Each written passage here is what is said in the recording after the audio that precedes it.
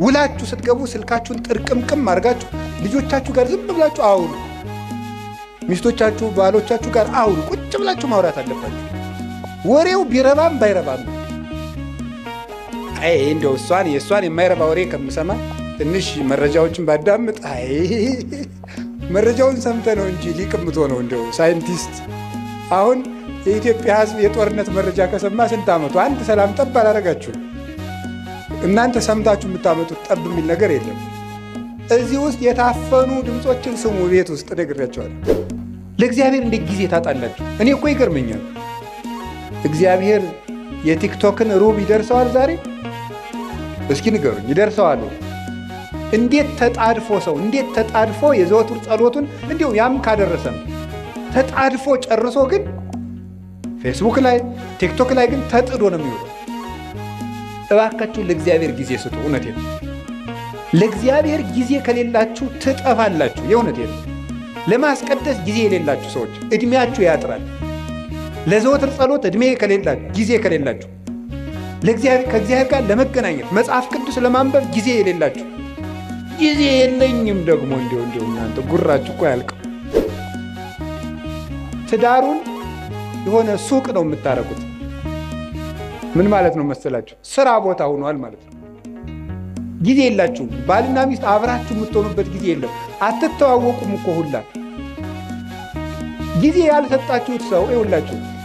በሰነፍ አዝመራ አለፍኩ አረም በቅሎበትም አየሁት አለ ሰሎሞን።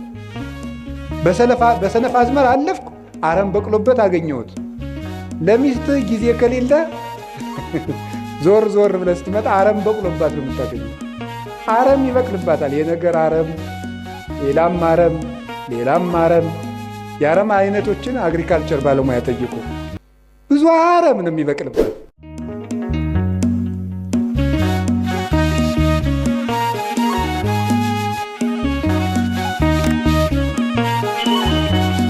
በስመ አብ ወወልድ ወመንፈስ ቅዱስ አሐዱ አምላክ።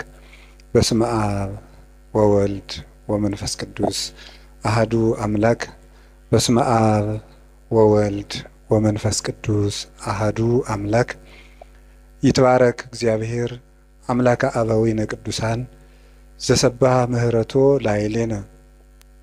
ይቅርታውን ቸርነቱን ምህረቱን በእኛ ላይ ያጸና ቅድመ ዓለም የነበረ ይህንን ዓለም በካህሊነቱ የፈጠረ ትንኝንም እንኳ ሳይዘነጋ የሚመግብ ስጋችን ለብሶ ዓለምን ያዳነ ዓለምን አሳልፎ የሚኖር ጌታችን መድኃኒታችን ኢየሱስ ክርስቶስ ላደረገልን ለቸርነት ሥራው ሁሉ ከባሕሪ አባቱ ከአብ ከባሕሪ ሕይወቱ ከመንፈስ ቅዱስ ጋር አንድ ለምትወድ መንግሥቱ ክብር ምስጋና ይግባው።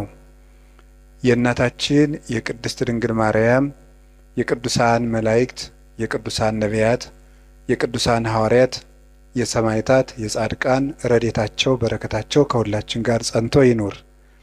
የተከበሩ አባታችን መላከ ገነት መዝገቡ ላቀው የዚህ ታላቅ ደብር አስተዳዳሪ፣ የተከበራችሁ አባቶቻችን ሊቃውንተ ቤተ ክርስቲያን፣ ካህናት አባቶች፣ ዲያቆናት ወንድሞች፣ የጌታችን የመድኃኒታችን የኢየሱስ ክርስቶስ የድኅነት ቤተሰቦች የምትሆኑ ምእመናን አንድ አምላክ በሚሆን በአብ በወልድ በመንፈስ ቅዱስ ስም እንደምን ዋላችሁ?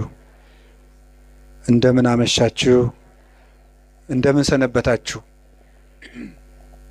ቸርነት ገንዘቡ የሆነ ፈጣሪያችን ለዚህ ሰዓት በማይመረመር ቸርነቱ ስላደረሰን ስሙ የተመሰገነ ይሁን። በመካከላችን ተገኝቶ እንዲያስተምረን ቅዱስ ፈቃዱ ይሁንልን። እንደ እግዚአብሔር ፈቃድ የምንማማርበት ርዕሳችን ጊዜ ለምን በሚል ርዕስ ነው የምንማማረው። እስኪ በሉ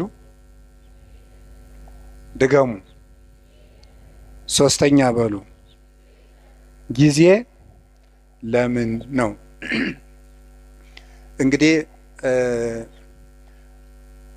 ኦርቶዶክሳዊነት ወይም ኦርቶዶክሳዊ ሰው አንድ የቤተ ክርስቲያን አባት ሲናገር በትክክል የሚኖሩ ሰዎችን ካያችሁ እነርሱ ክርስቲያኖች ናቸው ብሎ ይናገራል። በትክክል የሚኖሩ ሰዎችን ካያችሁ እነርሱ ክርስቲያኖች ናቸው። ክርስቲያኖች እውነትን የሚያምኑ ናቸው። እውነት ነፃ ያወጣል። ስለዚህ ነፃ ፍጡሮች ናቸው። ነፃነትም ከእውነት ነው፣ እውነትም ነፃነት ነው። እውነትን የያዙ ሰዎች ነፃ ናቸው። ነፃ አእምሮ ያላቸው ሰዎች ደግሞ ከህሊና ዕዳ ሸክም የተለዩ ናቸው። እነሱ በትክክል ራሳቸውንም ዓለምንም መምራት መኖር ይችላሉ። እና ክርስቲያንነት ማለት በትክክል መኖር ነው። ክርስቲያንነት በትክክል መኖር ከሆነ ስለ እያንዳንዱ ነገር እንዴት እንደምናደርገው ማወቅ አለብን። ክርስቲያኖች አንድ ነገር እጃቸው ሲገባ ምን ሊያደርጉት እንደሚገባ የሚያውቁ ናቸው። ለምሳሌ ሕፃናት አንድ ነገር እጃቸው ላይ ቢገባ ምን እንደሚያደርጉት አያውቁም። በብዙ ልፋት የተገኘ ተቆፍሮ የተገኘ ወርቅ ወይም ዕንቁ ወስዳችሁ እጃቸው ላይ ብታስቀምጡ ወይ ይጫወቱበታል፣ ወይ ይወረውሩታል፣ ወይም ደግሞ ጭቃ ውስጥ ሊጥሉት ይችላሉ። ስለዚህ እንደዚያ እንዳይሆን የበሰለ ሰው ምልክቱ እጁ ላይ ያለውን ነገር ምን እንደሚያደርገው ማወቅ ነው።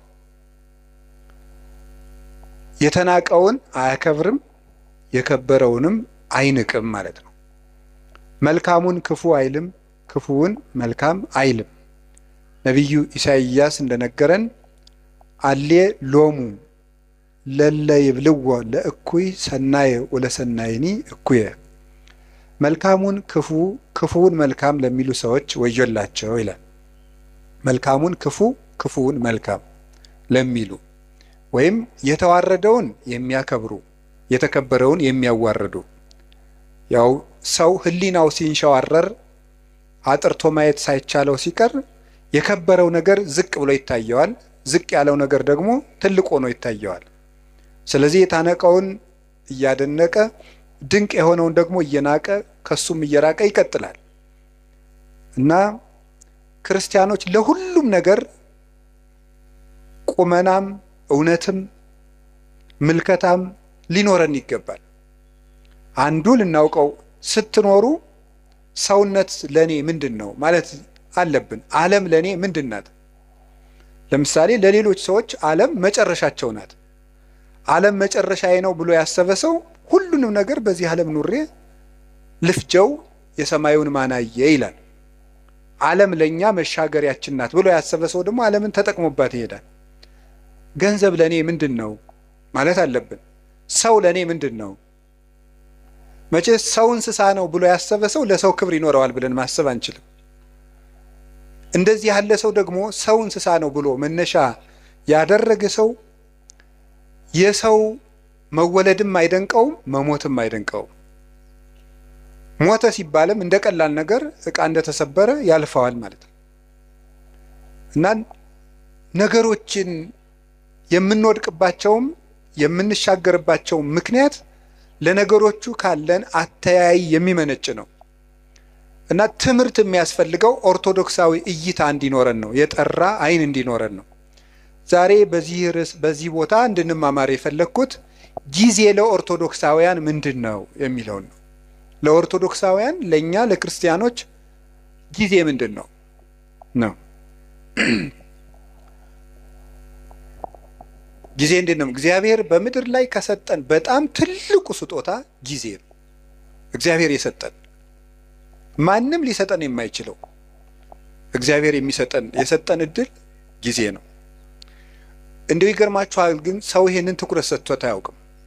ሀብት የማይመስሉ ብዙ ነገሮች አሉ የማናስተውላቸው። ለምሳሌ እንደው የገጠሩ ሰውም ይተርታል። ጤና ሀብት አይመስልም ይላል፣ ውሃ ገንዘብ አይመስልም ይላል። የጤና ሀብትነት ለሰው አይረዳውም። ብዙ ጊዜ የውሃ ሀብትነት አይረዳውም። የአየር የኦክሲጅን ሀብትነት አንረዳውም። ኦክሲጅንን ሰዎች የሚያዙበት ቢሆን ኑሮ ለስንት ቀን መቆየት እንደምትችሉ አስባችኋል? ኦክሲጅን በሆኑ ሰዎች እጅ ቢሆን ኖሮ ሁላችን ገለውን አናድርም ብላችሁ ነው? እነዚያ ሰዎች እነገሌ ናቸው እንዳትሉ ወስዳችሁ አታነካኩኝ። እኔ ያልኩኝ በሰዎች እጅ ቢሆን ኖሮ ነው ያልኩት።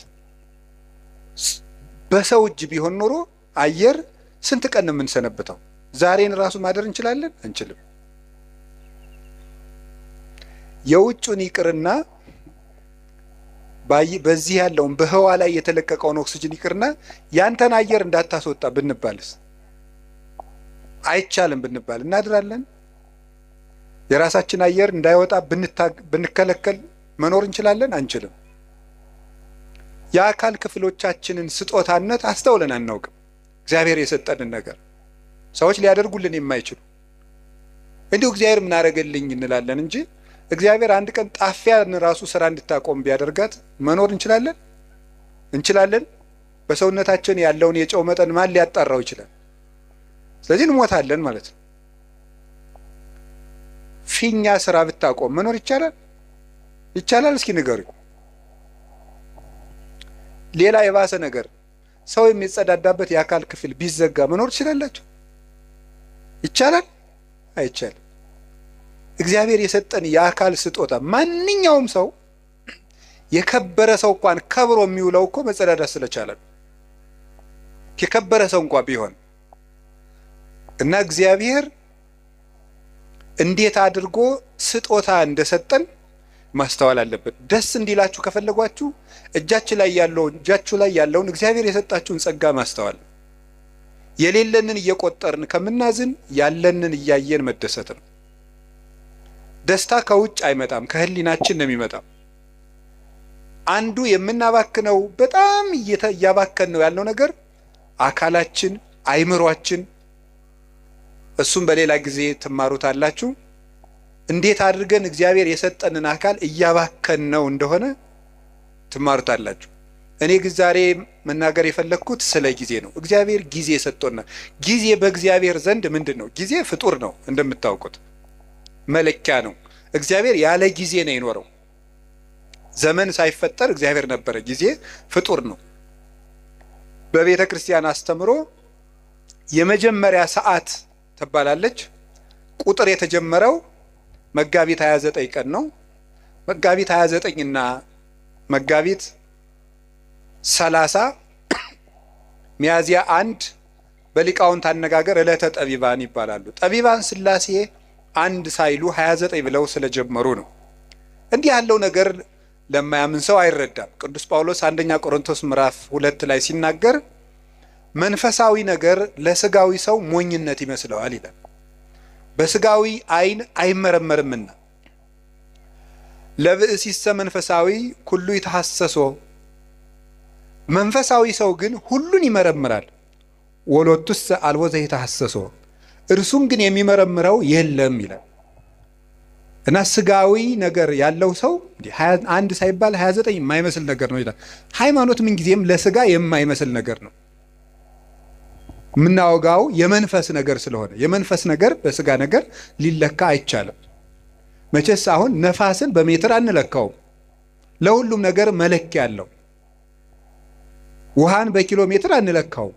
የራሱ መለኪያ አለው። ለራሱ ነገር ለሁሉም ነገር መለኪያ አለው። ከፍታም መለኪያ አለው፣ ዝቅታም መለኪያ አለው፣ ረቂቅ ነገር መለኪያ አለው፣ ፈሳሽ ነገር መለኪያ አለው፣ ጠጣርም መለኪያ አለው። እንዲሁ መንፈሳዊ ነገርም የራሱ መለኪያ አለው። ውሃውን በሜትር ጤፉን ደግሞ በሊትር መቼስ ልለካው አይባል፣ መለኪያ አለው። የነፍስም ነገር የራሱ መለኪያ የራሱ ዩኒት ስታንዳርድ አለው። ስለዚህ የነፍስን ነገር የምንረዳው እግዚአብሔርን በመፍራት ነው። እግዚአብሔር ጊዜን ሳይፈጥር ነበረ፣ ጊዜን ፈጠረ። የመጀመሪያዋ ሰዓት መጋቢት 29 ቀን ፈጠረ። ጊዜ በጊዜ ምን እንደተደረገ አስተውሉ። በጊዜ ከተደረጉ ነገሮች አንዱ እግዚአብሔር በጊዜ ይሄንን ዓለም ፈጥሮታል። ይሄንን ዓለም ፈጠረ። 7 ዕለታትን ፈጠረና አቆመ።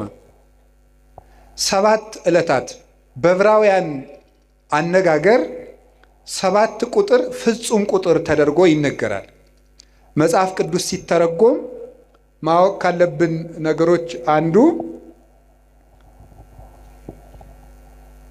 የመጽሐፍ ቅዱስን መነሻ ባህል ነው ማወቅ የሚገባል። የመጽሐፍ ቅዱስን መነሻ ባህል ስናውቅ መጽሐፍ ቅዱስን መረዳት እንችላለን። ስለዚህ በዕብራውያን ወይም በእስራኤል ባህል 7 ቁጥር እንደ ፍጹም ቁጥር ይቆጠራል። በኢትዮጵያ ለምሳሌ 10 ቁጥር እንደ ፍጹም ቁጥር ይቆጠራል አይደል? አታውቁም? ለምሳሌ የሆነ ሰው 10 ጊዜ አጨቅጨቀኝ ይላል።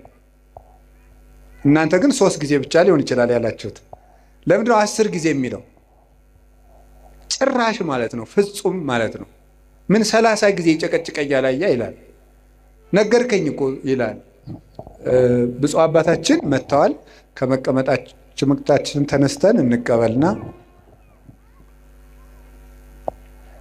እሺ፣ በረከታቸው ይድረሰን። ሁላችሁም ተባርካችኋል። ባላችሁበት ቁጭ በሉ። እኔም ተሳልሜ ብመጣ ትፈቅዳላችሁ አይደል?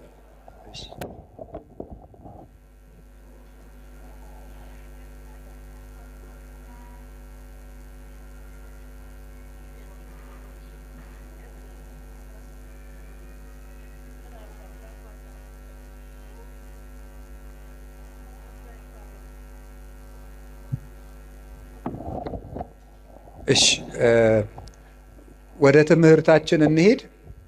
ብፁዕ አባታችን ስለተገኙ በጣም ደስ ብሎኛል። እናንተም ደስ ብሏችኋል። ለኢትዮጵያ ኦርቶዶክስ ተዋሕዶ ቤተክርስቲያን በእድሜ ከቆዩላት አባቶች አንዱ እሳቸው ናቸው። ረድኤታቸው በረከታቸው ይድረሰን። እኔ ደግሞ በእሳቸው ፊት ስላስተማርኩ በጣም እድለኛ ነኝ። ለምን መሰላችሁ? ገበሬ ልጁን እርሻ ሲያሳርስ እርፍ ያስይዝና ያሳርሰዋል ከፊቱ አድርጎ። ለምን? ሲያበላሽ ለማስተማር ማለት ነው። ስለዚህ ልጅ በአባቱ ፊት ሲያጠፋ ይታረማል ማለት ነው። ትምህርታችን እንቀጥል። እግዚአብሔር ከሁላችን ጋር ይሁን። ወደ ትምህርታችን ስንሄድ በዕብራውያን 7 ቁጥር ፍጹም ነው ብያችሁ ነበረ። እስመ ሁልቆ ሳብዕ በሀበ ዕብራውያን ፍጹም ውእቱ። በዕብራውያን በእስራኤል 7 ቁጥር ፍጹም ነው ይላል እግዚአብሔር። ስለዚህ ምን አደረገ? 7 ዕለታት ብቻ ፈጠረ። ለምንድን ነው እግዚአብሔር 7 ዕለት ብቻ የፈጠረው ስትሉ 7ቱ ቀኖች ፍጹም ናቸው ለማለት ነው። 7 ብቻ። ለምን 8 ቀን አይፈጥርም እግዚአብሔር? ወይስ ዝቅ ብሎ 6 ቀን ቢያደርገው ምን አለ? የዓመቱን መለኪያ 7 ቀን ያደረገው ለምን ይመስላችኋል? 7ቱም ዕለታት ፍጹም ናቸው ይላል። እንዲያውም ልንገራችሁ፣ የዚህ ዓለም ዋና ምሰሶዎች 7 ዕለታት ናቸው።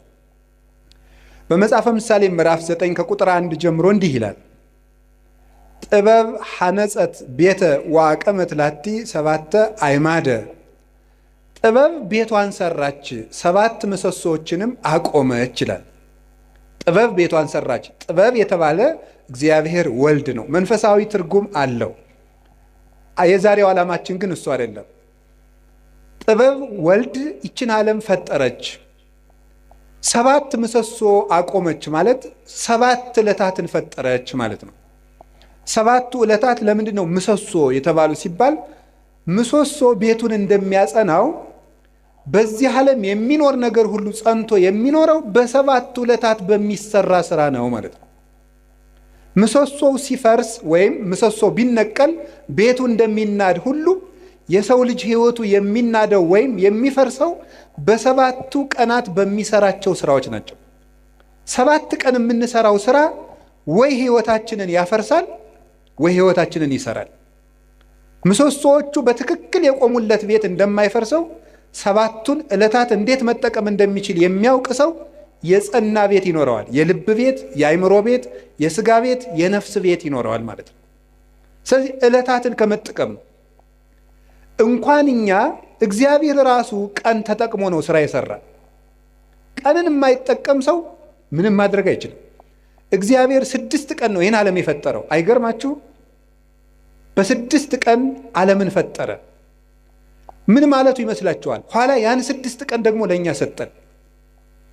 የሰጠኋችሁ 6 ቀን እኔ ዓለምን የፈጠርኩበት ነው።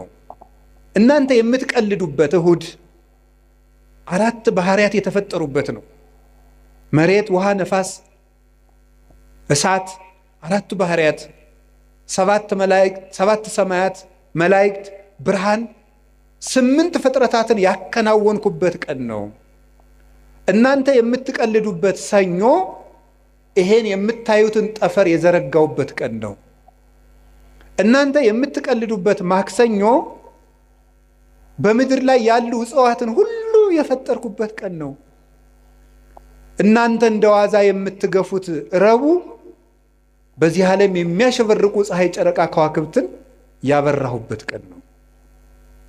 እናንተ በስንፍና የምትሸኙት ሐሙስ በባህር ውስጥ ያሉ አዞ፣ ጉማሬ፣ ሌሎችን አሳ አንበሪዎችን፣ በክንፍ የሚበሩትን፣ በእግራቸው የሚሽከረከሩትን፣ በክንፋቸው የሚበሩትን ሁሉ ያስገኘውበት ቀን ነው። እናንተ በዋዛ በፈዛዛ የምታሳልፉት ዓርብ በአርአያዬ በአምሳሌ ሰውን የፈጠርኩበት ቀን ነው ማለቱ ነበረ። ሰኞ፣ ማክሰኞ፣ ረቡዕ እንደዋዛ ሲያልፉ እነዚህ ትዝ ብሏቸው ያውቃል? እነዚህ ሁሉ ዓለማት 20 ዓለም ነው ያለው። አሁን እኛ ከ20 ዓለማት የምንኖረው በአንዷ በዳረጎቷ በጫፏ በዚች ምድር ነው። እግዚአብሔር የፈጠረው 20 ዓለም ነው።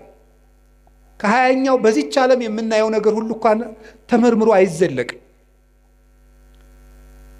ህሊና ራሱ ይደክማል ቢያስብ። እንኳንስ ሌላውን ያንን ሰው ተፈጥሮ እንኳን ብታዩት ሊገባና አይችልም። እንደዚህ ያሉ ድንቅ ነገሮች የተደረጉት በ6 ቀን ነው። የጊዜን ጥቅም አያችሁት? በ7ኛው ቀን እግዚአብሔር አረፈ። ምን ማለት ይመስላችኋል? እግዚአብሔር 6 ቀን ሰራና አረፈ። ስራችሁ ብዙ ይሁን እረፍታችሁ ጥቂት ይሁን ማለቱ ነበር። በቁሙ ነው። ወርቅ አለው፣ መንፈሳዊ ትርጉም አለው። ስራችሁ ብዙ ይሁን እረፍታችሁ ግን ጥቂት ይሁን። ይኸውላችሁ በዚህ ዓለም ላይ ብዙ ሰዎች የሚቸገሩበት ምክንያት ደስታን ፍለጋ ነው። ደስታ ደግሞ ከመስራት የሚመጣ ነው እንጂ ከማረፍ የሚመጣ አይደለም። ሐዘን ከየት ይወለዳል ካላችሁኝ ከረፍት ብዛት ነው። የኃጢአት ምንጮች የሚባሉት መብል፣ መጠጥ፣ የረፍት ብዛት፣ እንቅልፍ ናቸው። ስለዚህ እረፍት የሚያበዙ ሰዎች ምንጊዜም ህይወታቸው ሐዘንተኛ ነው። የእንቅልፍ ብዛት የተቦጫጨቀ ልብስ ያስለብሳል ይላል ሰሎሞን። ድሃ ያረጋል ማለት ነው ብዙ የምትተኛ ከሆነ። የእንቅልፍ ብዛት መጽሐፍ ቅዱስ ነው ያለው፣ የተቦጫጨቀ ልብስ ያስለብሳል። ጊዜን ባለመጠቀማችን ምክንያት አይ ጊዜ የሰጣቸው እና ያገሌ ሀብታሙ ነው ምናምን ቢባል የድንቁርና ጉዳይ።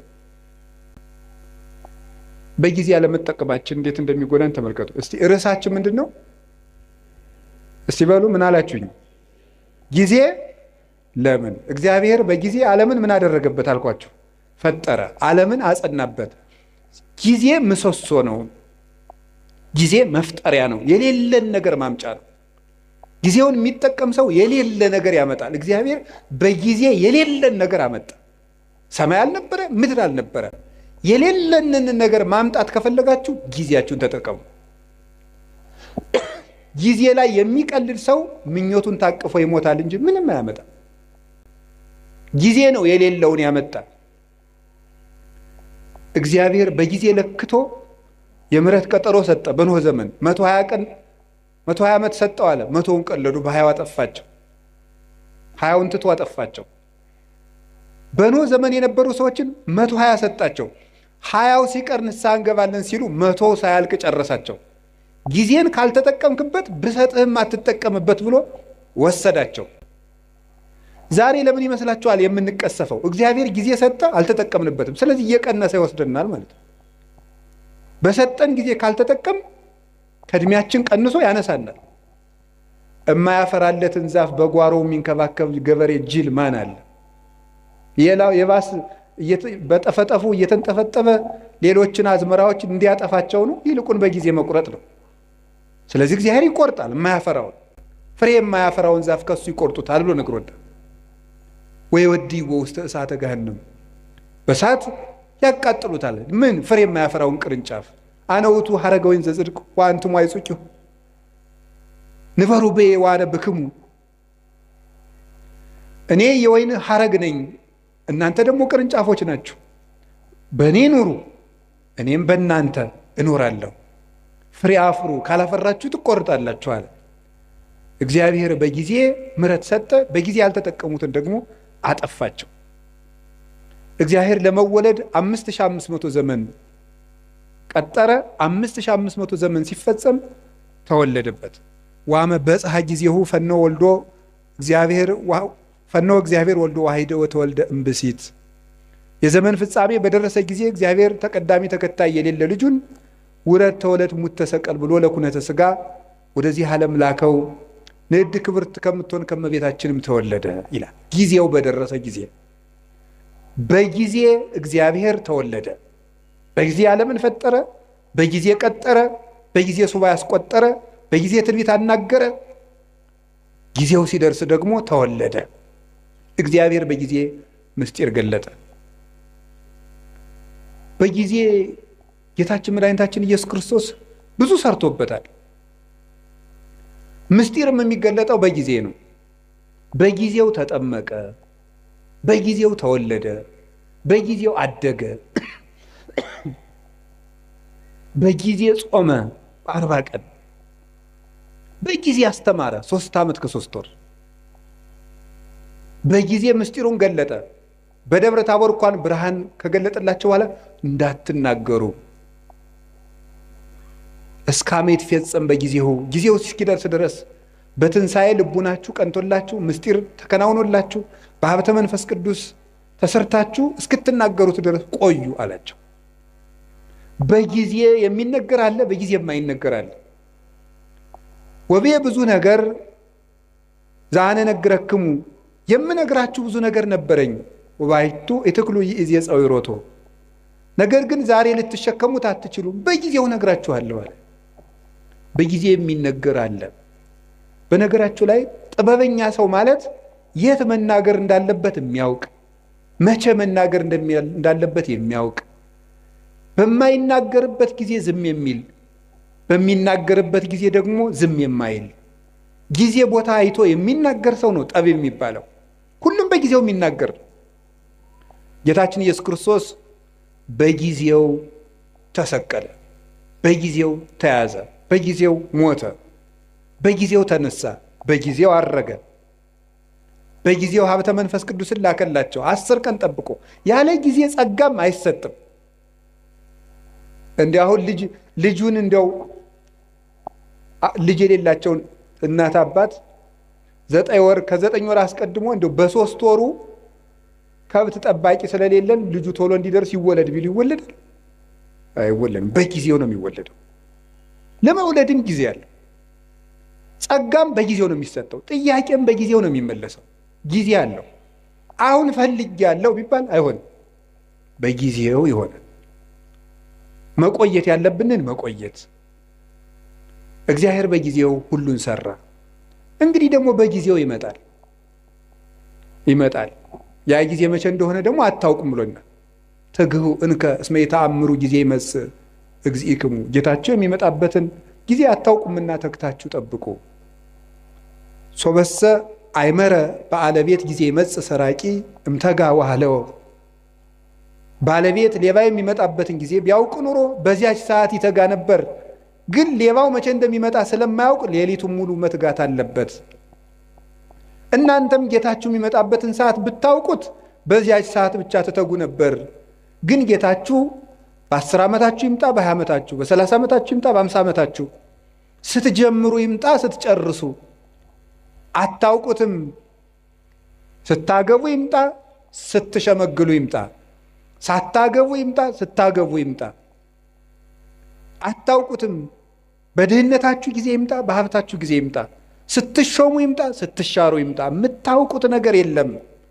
በሰጣችሁ ጊዜ ተዘጋጅታችሁ ኑሩ ብሎ ሰጥቶናል። ጊዜ እንዲህ ያለ ሀብት ነው። የእግዚአብሔር ቤተሰቦች በጊዜ እንጠቀምበት። ጊዜን አባቶቻችን ብዙ ሰርተውበታል። ቅዱስ ቂርቆስ ያን ሁሉ ሰማዕትነት ሲፈጽም የስንት ዓመት ልጅ ነበር? የ3 ዓመት ልጅ ነው። ድንግል ማርያም የአምላክ እናት ስትሆን የስንት ዓመት ልጅ ነበረች? የ15 ዓመት ልጅ ነበረች። እንግዲህ የዚህ ውስጥ 50ም አለ 60ም አለ። እንደገና ደግሞ ወጣት ነኝ እያላችሁ የምትቀልዱ ሁሉ ገና ልጅ አይደለው እንደ የምትሉ ለተንኮል ሲሆን ልጅ ነኝ አትሉ። ቁረቡ ሲሏችሁ ልጅ ነኝ ትላላችሁ። ኃጢአት ሲሆን ልጅ ነኝ አትሉም ትላላችሁ። አረ ይሄ ልጅ ነኝ ገና ቆይ ይሄን አትስጡኝ ትላላችሁ አትሉም። ግጥም አድርጎ ለመብላት ልጅ ነኝ የሚላል አለ እንዴ? አይጣል አደረሰ አይደል? አሁን ማለት ተገኝቶ ነው። እንዲሁም ትንንሹ ነው ብዙ የሚበላ። ለማመንዘር ልጅ ነኝ የሚላለ የለም። ትንሹም ትልቁም ለጽድቅ ሲሆን ልጅ ነኝ አትበል ብሏል። ሕፃን ነኝ ኢትበል እስመ ንዑስ አነ፣ እኔ ልጅ ነኝ አትበል ብሏል። ትንቢተ ኤርምያስ ምዕራፍ 1 ቁጥር 8 ላይ ለበጎ ነገር ልጅ ነኝ አትበል። ስለዚህ የእግዚአብሔር ቤተሰቦች ቅዱስ ጊዮርጊስ 4 ጊዜ ሙቶ ሲነሳ ያ ሁሉ ሰማዕትነት ሲፈጽም ጠቅላላ ዕድሜው 27 ዓመት ነው። በጊዜ አባቶቻችን ተጠቀሙበት። በቀኝ የተሰቀለው ወንበዴ መንግሥተ ሰማያትን የወረሳት በ3 ሰዓት ዝግጅት ነው። ለተጠቀመበት ሰው 3 ሰዓት መንግሥተ ሰማያትን ያስገኛል። አብሮ የቆመው ሰው ደግሞ በዚያው ሲኦልን አግኝቷል እድሜ ዘመኑ። አንድ ቀን የሰማ ሰው ዘኬዎስ ተመልሶ ጊዜውን ተጠቅሞ መንግሥተ ሰማያት ገብቷል። 3 ዓመት አብሮ የቆየው ይሁዳ ጊዜውን መቀለጃ ስላደረገው ከክርስቶስ መንግሥት ውጭ ሆኗል። በጊዜ የሚቀልል ሰው ይሁዳ ጊዜውን እንደ ድል መጠቀም ሲገባው መተናኮያ ያደረገው። ምን አደረገ መስላችሁ? ክርስቶስን እኔ እሸጠዋለሁ አለ። እሸጥና እሱ እንደለመደ በታምራቱ ያመልጣል። ከዚያ በኋላ ደግሞ እኔ መመልሼ ገንዘቤን በልቼ መምሬ ብዬ ከእሱ ጋር ታርቄ እቀጥላለሁ አለው። ጊዜው ግን መሽቶ ነበር። ክርስቶስ ተያዘ። ደርሷላ። ሲሰርቅ የነበረበት ጊዜ አለቀ፣ በቃ አለ። እግዚአብሔር መቅረዚቱን አጠፋት። ከዚያስ ምን አደረገ ደግሞ? ጌታ ከማረጉ በፊት ከመሞቱ በፊት እኔ ተቀድሜ ሙቼ ሲኦል ቆየዋለሁ፣ ነፍሳትን ሲያወጣ ያወጣኛል አለ። አይ ይሁዳ አልፏል። እሱ መቼ ምን አደረገ ጌታ? የለም ይሁዳ ዛሬም አትሞትም ብሎ ግንባሩ ተፈጥፍጦ ቆይ፣ ሆዱ ተዘርግፎ ቆይ። ከዛ ምን አደረገ ጌታ ሲያረግ? አንተ ያሰቀልከው ሰው እኮ አረገ አሉት። እኔን ሳያወጣኝ ብሎ ደንግጦ እወጣለሁ ሲል ከመቃኑ ላይ ከደጃፍ ወይም ከበሩ ላይ ግንባሩ ተፈጥፍጦ ሞተ ይላል። ምን አድርጎ ስትሉኝ? በጊዜ ቀልዶ። የእግዚአብሔር የምሕረት ጊዜው አብቅቶ በቃይ ብሎ እግዚአብሔር ታገሰው። 3 ዓመት ቻለው። አብሮት እየዋለ ሙዳየ ምጽዋቱን እየሰረቀ ማእምረ ኅቡዓት ክርስቶስ አብሮት እያለ እየሰረቀ የሚያውቀውን ጌታ እንዳላዋቂ መጥቶ አብሮት በሀከረቢ መምህር ደህና ዋልክ እያለ የልቡን በልቡ እያደረገ 3 ዓመት ቻለው። በቃኝ አለ እግዚአብሔር። ቸርነትን ላልተጠቀመበት መዓት ይታዘዝለታል። እግዚአብሔር ጊዜ የሚሰጠው ለቸርነት ነው። የተአምርኑ ከመሳይሉ ለእግዚአብሔር ኪያከ ያገርህ ሀበ ንስሐ፣ የእግዚአብሔር ቸርነቱ አንተን ወደ ንስሐ እንዲመራህ አታውቅምን ይላል ቅዱስ ጳውሎስ ሮሜ ምዕራፍ 2 ላይ ሲናገር። የእግዚአብሔር ቸርነት እኮ የምሕረት ዕድል ነው፣ መጥፊያ አልነበረም። ሲራክም የተወስክ ኃጢአተ በዲበ ኃጢአት እንዘ ትብል መሐሪ ውእቱ እግዚአብሔር፣ እግዚአብሔር ይቅር ባይ ነው፣ እግዚአብሔር ቸር ነው፣ እግዚአብሔር መሐሪ ነው እያልክ በኃጢአት ላይ ኃጢአትን አትጨምር ይላል። እና ጊዜ ብዙ ነገር ተሰርቶበታል። ርዕሳችን ምንድን ነው? ንገሩኝ እንጂ ጊዜ ለምን? እሺ 1 2 3 ነጥቦችን ልናገርና ብፁዕ አባታችን እንዲያስተምሩን ብለቅ ይሻላል። ጊዜ ለምን በሉ እስቲ። እንግዲህ እግዚአብሔር በጊዜ ፈጠረ። እስቲ በጊዜ ፈጠረ በሉ። በጊዜ መጣ፣ በጊዜ ሞተ፣ በጊዜ ተነሳ፣ በጊዜ አረገ፣ በጊዜ መንፈስ ቅዱስን ላከ። እሺ በጊዜ ይመጣል በሉ። በጊዜ ምን ይላል? ይመጣል። ጊዜ እግዚአብሔር ይህን ሁሉ ሰርቶበታል። አሁን እኛ በጊዜ ምን እናድርግ ነው ርዕሳችን። እስኪ ጊዜ ለምን በሉ። እሺ የመጀመሪያው ጊዜ ለእግዚአብሔር በሉ። ሁላችሁም በሉ እስኪ ድገሙ። አሁን ከዛሬ በኋላ ይሄ እኮ መመሪያ ነው። እንግዲህ የኑሮ መመሪያ እየነገርኳችሁ ነው። የመጀመሪያ መርሃችን እዚህ ውስጥ የተሰበሰብነው ጊዜ ለማን መመሪያችን ነው። ከዛሬ ጀምሮ ጊዜ ለማን? አንድ ድገሙ። ጊዜ ለእግዚአብሔር። ከእግዚአብሔር ጋር መኖር ነው። ጊዜ የተሰጠው እግዚአብሔርን ልናመልክበት ነው። ስብሐ ለዕለተ ይሴብሐከ ቅዱስ ዳዊት በቀን 7 ጊዜ አመሰግንሃለሁ ይላል። ጠዋት 12 ሰዓት እንደተማራችሁት ካሁን በፊት ብርሃን ሌሊቱን አሳልፈህ ብርሃን የሰጠህን ጌታ ብለን፣ በብርሃን የፈጠርከኝ ጌታ ብለን፣ ለእኔ ስትል ማለዳ ከሐና ከቀያፋ ፊት በ12 ሰዓት ተከሰስክልኝ ብለን 3 ሰዓት እንጸልያለን። ሔዋን የተፈጠረችበት፣ ቅድስት ድንግል ማርያም ብስራተ መላክን የተሰማችበት፣ ለሁሉ ፍትህ የሚሰጥ ጌታ በ3 ሰዓት ከጲላጦስ ፊት ተከሶ የቀረበበት 3 ሰዓት። 6 ሰዓት አዳም የተሳሳተበት፣ የሰው ልጅ አይምሮ የሚደክምበት፣ ደህና ሲጫወት የቆየው ሰውዬ 6 ሰዓት ላይ ማዛጋት ይጀምራል። 6 ሰዓት አጋንንት የሚሰለጥኑበት፣ ሰው የሚደክምበት ጊዜ ነው። አዳምም የሳተበት ጊዜ ነው። 6 ሰዓት ደግሞ እግዚአ ኩሉ ክርስቶስ የተሰቀለበት ሰዓት ነው። በዚያ ሰዓት አንዲት አቡነ ዘበሰማያት እንኳን መድገም። 9 ሰዓት ጸሎት የሚያርግበት፣ መስዋዕት የሚያርግበት፣ ጌታ ነፍሱን ከስጋው የለየበት፣ ለእኔም ጥሩ አሟሟት ስጠኝ ለማለት ለእኛ ሲል መራራ ሐሞት የጠጣበት፣ ጎኑን ተወግቶ ማየገቦ ያፈሰሰበት፣ 11 ሰዓት የተቀበረበት፣ ነፍሳትን ከሲኦል ያወጣበት ሰዓት፣ እግዚአብሔር አዳምን ፍለጋ የመጣበት። እግዚአብሔር በ11 ሰዓት ነው አዳም ወዴት ነህ እያለ የበለስ ቅጠል ያገለደውን መሆን አዳም ፍለጋ በገነት ዛፍ መሃል የመጣው። 11 ሰዓት የቀን ፍጻሜ ነው። በዘመን ፍጻሜ መጥቻ አድንሃለሁ እያለው ነው። ስለዚህ በ11 ሰዓት ጌታዬ ሆይ እኔንም ፈልገኝ ብሎ መጸለይ ይፈልጋል። እኔም ጫካ ውስጥ ነኝ ፈልገኝ ብልም። ማታ ምሽት ሰዓት የመጣውን ግርማ ሌሊት በሰላም አሳድረኝ፣ ለእኔ ስትል በምሽት 3 ሰዓት እንደ ወንበዴ ታሰርክልኝ ብሎ ማታ መጸለይ ይገባል። ቀኑን ሁሉ ለእግዚአብሔር መስጠት። ከእግዚአብሔር ጋር ጊዜ የሌለው ሰው እግዚአብሔርም ከእሱ ጋር ጊዜ የለው። ለእግዚአብሔር ጊዜ ከሌላችሁ እግዚአብሔርም ለእናንተ ጊዜ አይሰጥም። እንዴ እስቲ ፌስቡክ ውስጥ የምታነቡት ቴክስት ቢደመር እንደው 20 ገጽ አይሆንም? መጽሐፍ ብናረገው አይታተምም? ብሮሸር ብናረገው ይሆናል እኮ ስትደዘድዙት የምትሉት። እንዴት ነው ጊዜ የሌላችሁ? ወእግዚአብሔር ይነግሮሙ ለሕዝቡ መጽሐፍ። ከዛ እናንተ የሚመስላችሁ አንድ ሳምንት አንድ ገዳም ትሄዱና ጌታዬ ሕይወቴን ንገረኝ።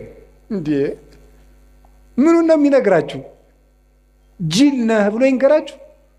ጌታዬ ሕይወቴን ንገረኝ ምንድን ነው የሚነግራችሁ ነው? እየነገራችሁ መስለኝ። መዝሙር 86 ላይ እግዚአብሔር ይነግሮሙ ለሕዝቡ በመጽሐፍ፣ እግዚአብሔር ለሕዝቡ በመጽሐፍ ይነግራቸዋል አለ። እስኪ በሉ እግዚአብሔር ለሕዝቡ በሉ። በምኑ ይነግራቸዋል? በመጽሐፍ ይነግራቸዋል። መጽሐፍ ማለት እግዚአብሔር ለእኛ የሚናገርበት ነው። ጸሎት ማለት ጸሎት ብሂል ተናግሮ ምስለ እግዚአብሔር፣ ጸሎት ከእግዚአብሔር ጋር መነጋገር ነው ይላል። ጸሎት ከእግዚአብሔር ጋር መነጋገር ነው። መጽሐፍ ማንበብ ደግሞ እግዚአብሔር ለእኛ የሚነግርበት ሰን ነው። አጸም ዘይነብበን እግዚአብሔር አምላኬ እስመ ውእቱ ይነብብ ሰላም ለሕዝቡ። ፈጣሪ እግዚአብሔር የሚናገረኝን እሰማለሁ፣ እርሱ ለሕዝቡ ፍቅር አንድነትን ይናገራልና ይላል ቅዱስ ዳዊት። እግዚአብሔርን ለመስማት ጆሮ የሌለው፣ መጽሐፍ ቅዱስ ለማንበብ በቀን 5 ደቂቃ የሌለው ሰው በየቀኑ ሁከት ሊሰማ ይገባዋል። እንዲህ ያለ ጆሮ ይነቀላል።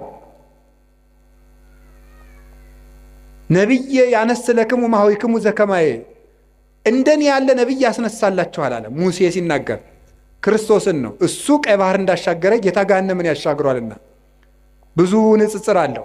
ወለቱ ስምዕዎ፣ እሱን ስሙት። ወኩላ ነፍስ እንተ የተሰማው ለውእቱ ነቢይ ትሰሮም ህዝባ። ያንን ነቢይ የማትሰማ ጆሮ ግን ከወገኖቿ ተለይታ ትጥፋ ይል። ያን ነቢይ የማትሰማ ማለት ክርስቶስን የማይሰማ ጆሮ ይነቀላል። ሰላም እግዚአብሔርን መስማት የማይፈልግ ጆሮ ሁከት፣ ጦርነት፣ ብጥብጥ፣ ሞት ሊሰማ ይገባዋል። በየቀኑ ይህን የምንሰማበት ምክንያት ለእግዚአብሔር ጆሮ ስለሌለን፣ ለእግዚአብሔር ዓይን ስለሌለን ነው። ለእግዚአብሔር እግር የለን። እግሮቻችሁ የት ነው የሚሄዱት? የሚፈጥኑላችሁ ወዴት ስትሄዱ ነው? ቤተክርስቲያን ሲሏችሁ አያደርሳችሁም። እንዲሁ አይደረስ እኮ ነው። ከዚያ ትሄዱ የማስታወቂያ ሰሌዳ ለማንበብ በየቀኑ ትመላለሳለች። ስራ ወጥቶ ይሆን ጥሩ ነው፣ ተመላለሱ። ግን እግዚአብሔር ቤት ብትመላለሱ ምን አለ? የእግዚአብሔር ቤት እኮ ልንገራችሁ፣ የእግዚአብሔር ቤት ቤተክርስቲያን እኮ ማለት የእግዚአብሔር መንግስት ማለት ነው። ቤተክርስቲያን ታውቃላችሁ? ይህን ቤተክርስቲያን ማለት የእግዚአብሔር መንግስት ማለት ነው። እንዲህ ብሎ ነበረ ጲላጦስ፣ አንተ አይሁድ ንጉሥ ነህ እንዲህ አለው። ምን ብሎ ነው የመለሰለት? መንግስት የሰ የኮነትም ዝንቱ ዓለም፣ የኔ መንግስት በዚህ ዓለም አይደለችም። ምን ማለት ነው? ቤተ ክርስቲያኔ ምድራዊት አይደለችም ማለት ነው። የእግዚአብሔር መንግስት ማናት ካላችሁኝ፣ ቤተ ክርስቲያን። አንድ ሰው አሜሪካ ከመሄዱ በፊት አሜሪካ ኤምባሲ መሄድ አለበት። አንድ ሰው መንግስተ ሰማያት ውስጥ ከመግባቱ በፊት ከእግዚአብሔር ኤምባሲ ቤተክርስቲያን መግባት አለበት። ቤተክርስቲያን ውስጥ የማይገባ ሰው የሰማይ ዜግነት የለውም። አንድ ሰው ከአንዲት ሀገር ኤምባሲ ውስጥ ሲገባ የዚያች ሀገር ጥበቃ ውስጥ ይገባል። ከቤተ ክርስቲያን ውስጥ የሚገባ ሰው የእግዚአብሔር እጅ ውስጥ ነው የሚገቡት። ይሄ ቤተ ክርስቲያኑ ግቢ ላይ የሚታጠረው አጥር በግራ የሚመጣለ በቀኝ የሚመጣለ፣ እዚያ እንደዚህ ብሎ በር አለው። ይሄ መግቢያው፣ ይሄ አጥሩ ግንብ መሆኑን አታዩት። እነዚህ ምዕመናንን ተቀብለው የሚጠብቁ የእግዚአብሔር የምህረት እጆች ናቸው። ከቤተ ክርስቲያኑ ግቢ ውስጥ ስትገቡ ወደ እግዚአብሔር እቅፍ ነው የምትገቡት። እሱ በማይታጠፍ ጥበቃው ይጠብቀናል። ከዚያ በኋላ እንዲህ ያለች ነፍስ እግዚአብሔር ይርኤኒ ወአልቦ ዘያሐጣኒ፣ እግዚአብሔር ይጠብቀኛል፣ እሱ እኔን ብትደብቁኝ ፈልጎ የሚያጣበት ቦታ የለም፣ እኔንም የሚያሳጣኝ የለም። እሱ ራሱ ተናግሯል እኮ አልቦ ዘያሐይደኒ እምኔ፣ በጎቼን ከእጄ ነጥቆ የሚወስዳቸው ማንም የለም ብሏል። ከእግዚአብሔር እጅ መግባት ከፈልጋችሁ ቤተክርስቲያን መግባት፣ ለቤተ ክርስቲያን ጊዜ፣ ለመጽሐፍ ጊዜ፣ ለመጸለይ ጊዜ። አንድ ሰው ከእግዚአብሔር ጋር ያለው ጊዜ ከላላ እየጠፋ መሆኑን ማወቅ ያለበት ይሄ ነው። ምን አላቸው ጌታ? የማቴዎስ ወንጌል ምዕራፍ 26 ላይ ሲናገር ትግሁ ወጸልዩ ከመ ትባኡ ውስተ መንሱት አላቸው። ወደ ፈተና እንዳትገቡ ምን አላችሁ? ተግታችሁ ጸልዩ ማለት ነው። ጸሎት አቃታቸው ሐዋርያት አቃታቸው።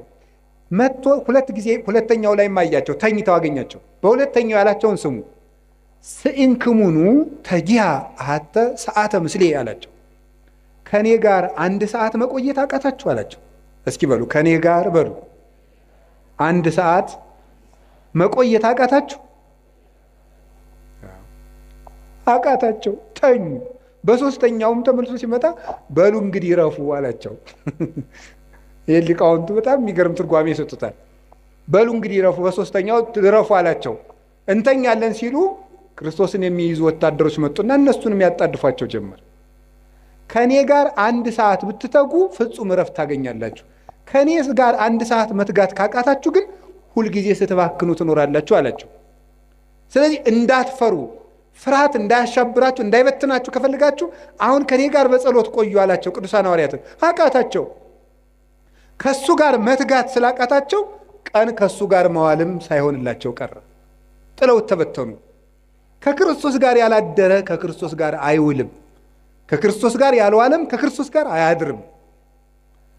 ስለዚህ የእግዚአብሔር ቤተሰቦች ቀኑን ሙሉ ቅዱሳን ሐዋርያት ከጌታ ጋር አንድ ሰዓት ተግተው ቢሆን ኑሮ ቀኑ ሁሉ መስቀሉን ትተው ሲራወጡ አይውሉም ነበረ። ቀኑን ሙሉ በሰላም መዋል ከፈለጋችሁ፣ ያለ ሁከት መዋል ከፈለጋችሁ፣ የሚያባረራችሁ ሳይኖር መዋል ከፈለጋችሁ ከክርስቶስ ጋር አንድ ሰዓት ቆዩ። ለእግዚአብሔር ጊዜ ይኖራል። ከቃሉ ጋር ናችሁ? ከቃሉ ጋር ናችሁ? እስቲ እንደው ማታ ስተኙ እግዚአብሔር የሚባል የሆነ አካል ትዝ ብሎት የሚያውቅ ሰው አለ ብሏችሁ ያውቃል?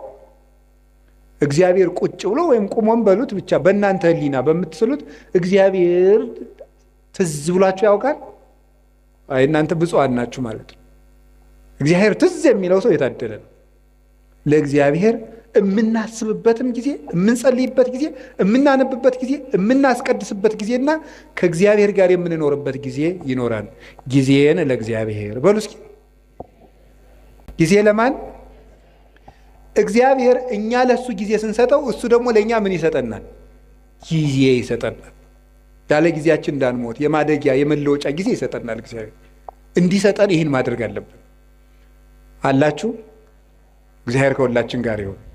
ሁለተኛ ጊዜ ለምን በሉ እስኪ በሉ እንጂ። እሺ ጊዜ ለቤተሰብ በሉ ሁላችሁ። ጊዜ ለማን? ለቤተሰብ። ቤተሰብ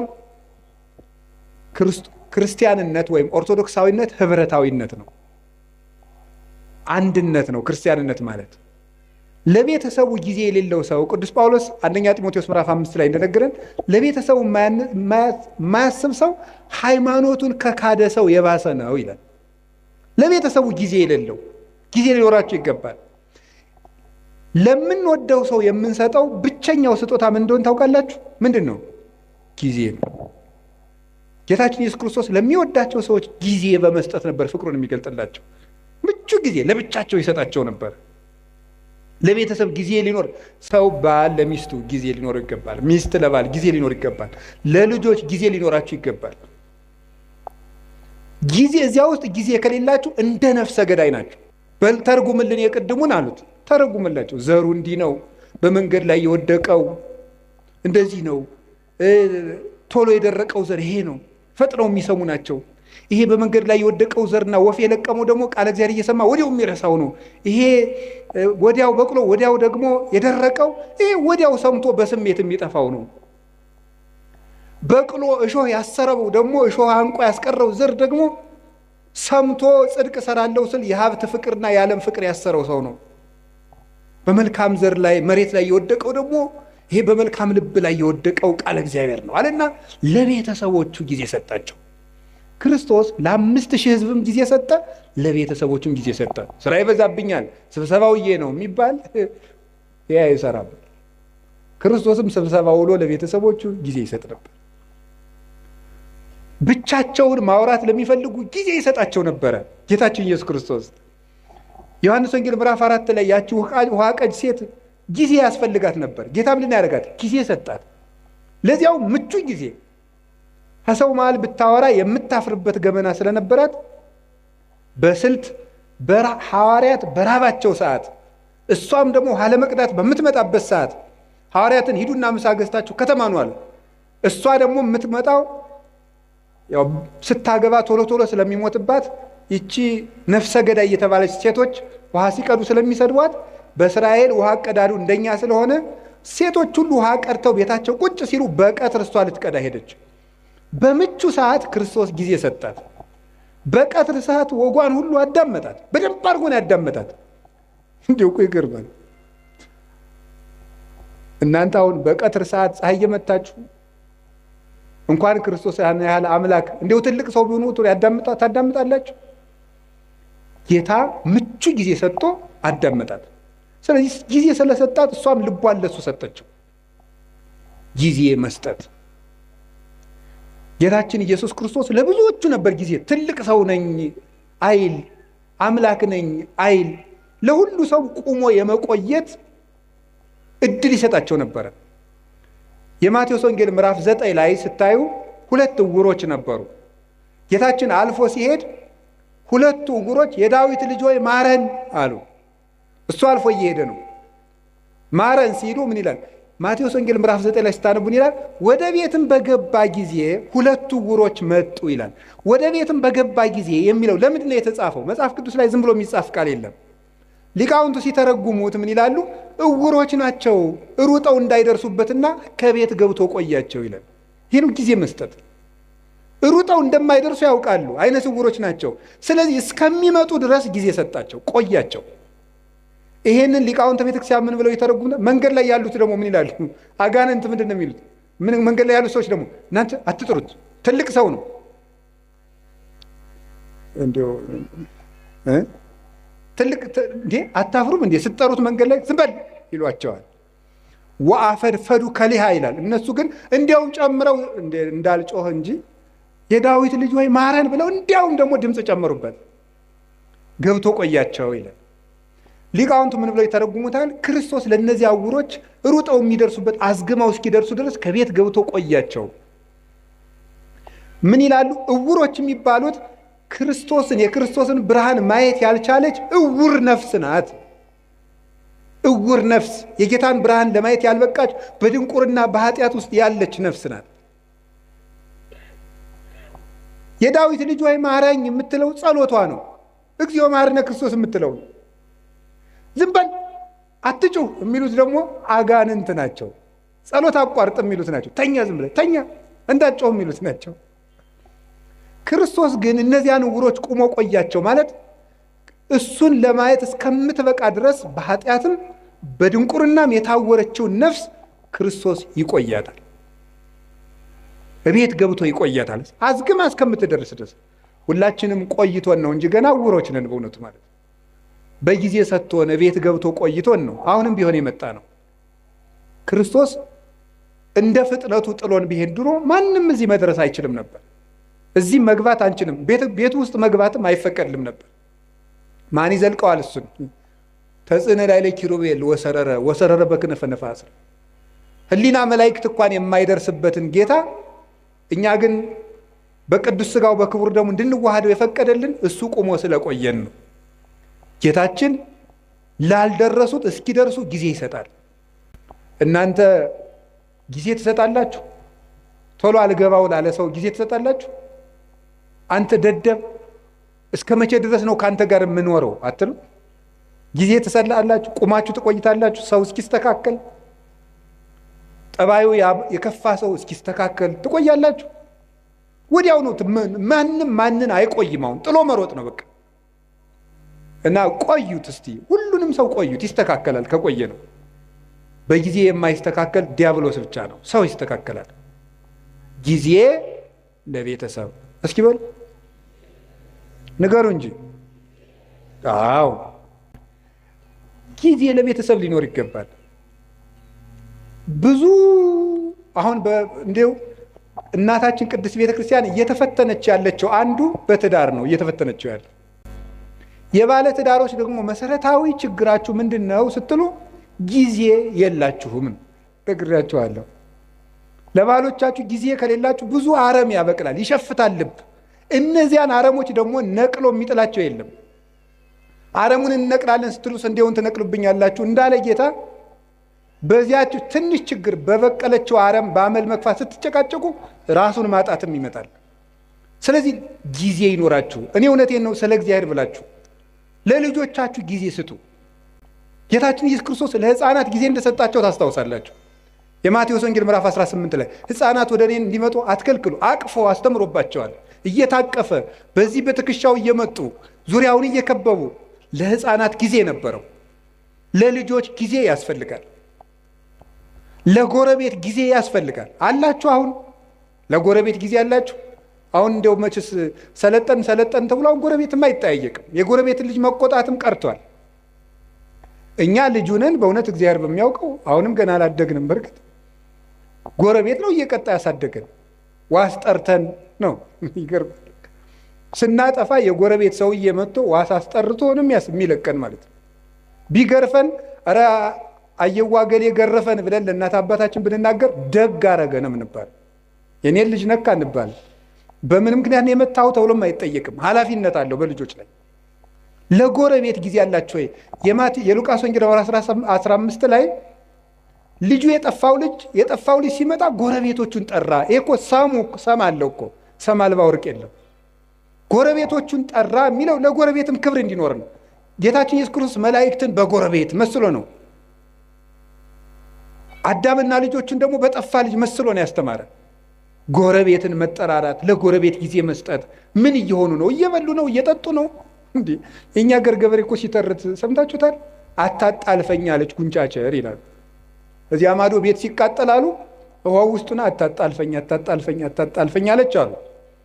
እንዴ አንቺ ውሃ ውስጥ አይደል ያለሽ እንዴ እሳቱ የት ያገኝሻል ሲሏት አሉ እሳቱ አልጠፋ ቃል እየቀዱ ውሃውን ሲወስዱ ውሃው ሲያልቅ እኔንስ ወስደው መጨመራቸው ይቀራል አለች። ምን ማለት መሰላችሁ? የነፍሱ ቢቀር ድሃ ጦም ማደሩን ካላያችሁት ችግር ነው። የነፍሱም ይቅር የተጎዳ ሰው በግ ከደነበረ የሰው ልጅ ከመረረ አይመለስም ተብሏል። ከመረረው ድሃም ቢሆን ሰብሮ ይበላል ዘግቼ እበላለሁ ስትል። ስለዚህ ጎረቤት ምንድን ነው የሚሰራ? እርቦታል፣ ጠምቶታል፣ ተጣልተዋል፣ ፍቅር ናቸው፣ ታማዋል፣ አርጅተዋል፣ ጧሪ ያላቸው። ለጎረቤት ጊዜ ሊሰጠው ይገባል። ጊዜ ለቤተሰብ ስጡ። ያላደመጣችሁት አንደበት ሸፍቶ ታገኙታላችሁ። ጆሮ መስጠት ይገባል። ከቃሉ ጋር ናችሁ። እግዚአብሔር ከሁላችን ጋር ይሁን። ጊዜ ለምን አላችሁኝ? በሉ ንገሩኝ እንጂ። እስኪ አንድ ጥያቄ ልጠይቃችሁ። ከሰውነታችን አካል ውስጥ አንዱ ጊዜ ባይሰጥ ምን ይሆናል? እስኪ ለምሳሌ ልብ፣ እስቲ ቆይ ትንሽ አረፍ ልበል ብትል የሆነ ጊዜ ላይ እኮ ነው የዓመት እረፍት ተውትና የደቂቃ እረፍት ብትወጣ ልብ ምን እንሆናለን? ቤተሰብ እኮ ናቸው እነዚህ። ታውቃላችሁ አይደለም? እነዚህ እኮ ቤተሰብ ናቸው። ልብ ደም መርጨት ካቋመች ሳምባ ምን ቁም ነገር አለው? ኦክሲጅን አንድ አቅማዳ ኦክሲጅን ቢሰበስብ ምንም ጥቅም የለውም። ደምን ለማጣራት ነው የሚጠቅመው። ብታውቁ ምን ይሆናል? ሳምባ እስቲ ቆይ ትንሽ አረፍ ልበል ቢልስ?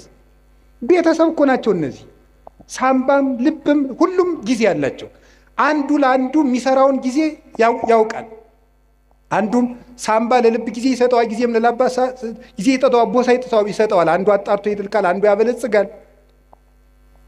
ደሙን በኦክሲጅን ማለት ነው ያጣራዋል።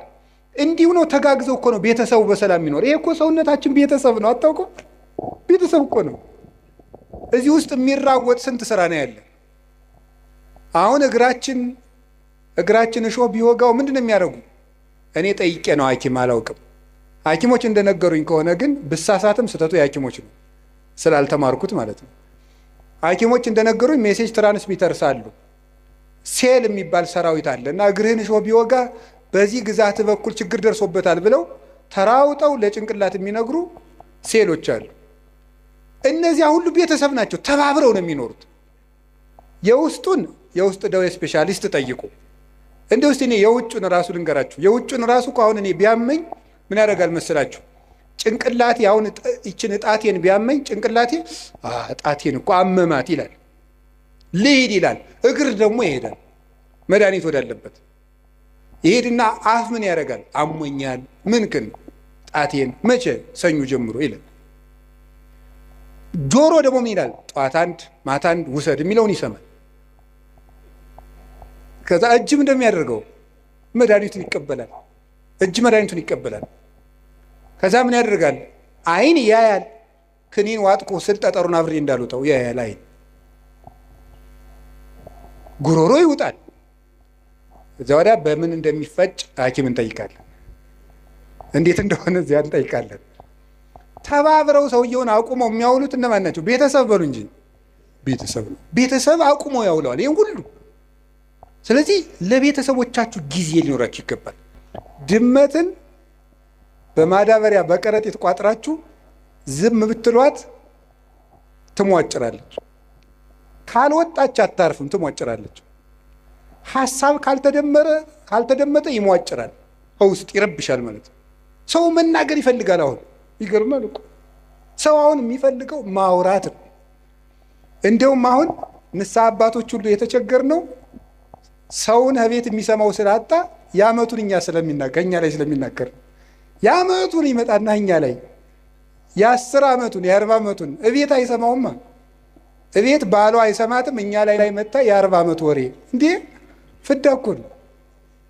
እቤት ሚስቱ አትሰማውም፣ እኛ ላይ መጥቶ ብሎ በቃ አውርዶት የሀብሌ ዝናብ ምንም በቃ ወይ እንደ ቴሌቪዥን በሪሞት አናሳልፈው ነገር በቃ ዝም ብሎ መውረድ ነው በቃ ማለት ነው።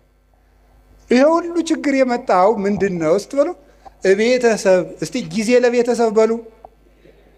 ጊዜ ለማን? እኔ ስለ እግዚአብሔር ብላችሁ ለቤተሰብ ጊዜ ስጡ። እግዚአብሔር ጊዜ እንድንሰጥ ይፍቀድልን። ሶስተኛ የምነግራችሁ ጊዜ ለማዳመጥ እስኪ በሉ። አቤት ለማዳመጥ ጊዜ ስጡ። አሁን ብዙ ሰው አይሰማም። እንዲያውም አንዳንድ ጊዜ እኔ እንዲሁ በአማርኛ ልንገራችሁ፣ እንዲሁ በአማርኛ አሁን እኔ ራሴ በግሌ ለምክር ብዙ ምዕመናንን አገኛለሁ። 1 ሰዓት ያወሩኛል። ዝም ብዬ ማለት 1 ሰዓት ያወሩና 10 ደቂቃ መፍትሄ መናገር ሲጀምር ራሳቸውን ማከክ ይጀምራሉ። ታሟል እኮ ሰው በጣም ታሟል። እንዲሁ እናቴ እንዲሁ መናገር ነው የሚፈልገው። በቃ ተናግሮ ብቻ መሄድ። እንዲሁ አንዳንድ ጊዜ 2-3 ሰውም ታዝብ ያውቃሉ። ተናግሮ ምንም መፍትሄ ሳልነግረው እግዚአብሔር ይስጥልኝ አባ ደህና ያዋሉ ብሎ ይላል። እኔ ምን አድርጌለት ነው የሰው የሚመርቀኝ? ለምንድን ነው ስትሉ ሰው የሚናገርበት ሜዳ አጥቷል ማለት ነው። የሚናገርበት ሜዳ አጥቷል። ስለዚህ አዳምጡት እና ማዳመጥ ጀመሩ። እግዚአብሔር ስንት ጆሮ ነው የሰጠን?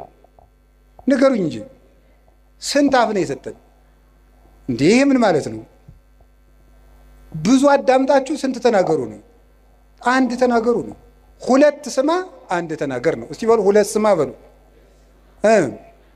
እናንተ ደግሞ 100 ማውራት 1 ማዳመጥ። ኧረ 1 ማሰቡ 100 ማውራት ነው። ይሄ የወሬ ሱስ ደግሞ ሰው አሁን እኮ ሁሉም ሰው ቲክቶከር የሆነው እቤት የሚሰማው ስላጣ ነው።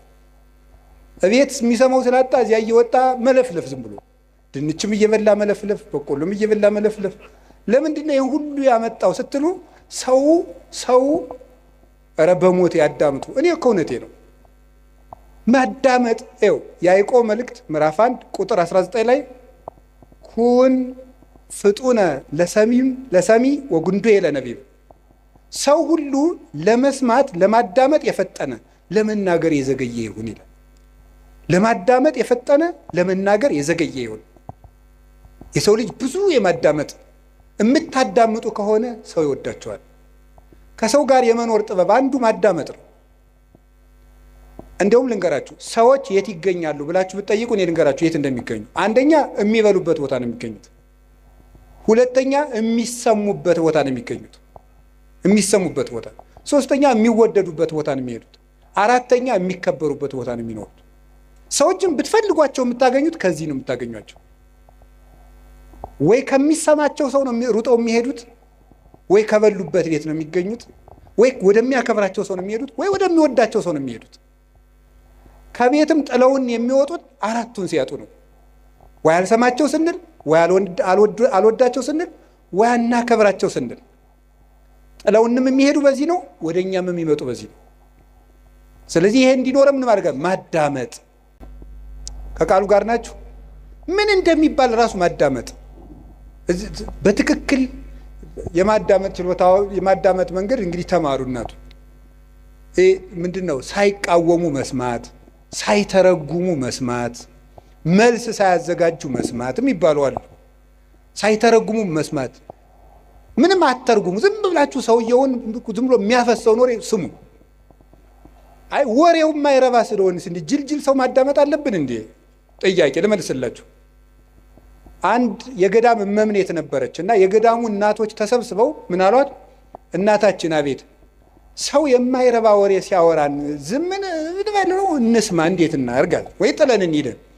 ከሰው ቤት ሄዳችሁ የሚረባ የማይረባ ምግብ በአንድ ላይ ቢያቀርቡላችሁ ምን ታደርጋላችሁ አለቻቸው። የሚመስለንን በልተን እግዚአብሔር ይስጥልን ብለን እንመጣለን አሉ። እንግዲያውስ ሰው የፈለገውን ቢለፈልፍ የሚመስላችሁን ያዙ፣ ሌላውን ለራሱ ጥላችሁ ኑ እንጂ ስሙት አለች። እንዲህ ብላ መለሰች። መንፈስ ቅዱስ ያደላት ሰው ነበረች። እሷ ሚያዝያ 11 ቀን ስንክሳር ላይ የምትውል እናት ናት። እንዲህ ብላ ይመለስላቸው። ስለዚህ የእግዚአብሔር ቤተሰቦች ሰው የፈለገውን ያህል ያውራ፣ ስሙት፣ ዝም ብላችሁ አዳምጡት። ብዙ ጥበብ ሰሎሞን በመናገር ብዛት ኃጢአት ሳይኖር አይቀርም ይላል። በመናገራችን እንጂ በመስማታችን ተጉርተን አናውቅም። እግዚአብሔርን መስማት፣ የሚነገረውን ነገር መስማት፣ የሚባለውን ነገር መስማት፣ ሁሉን ነገር አስተውላችሁ መስማት ይገባል። የማዳመጥ እድል እንዲኖረን ለሚሰማ እግዚአብሔር የሚሰማዋል።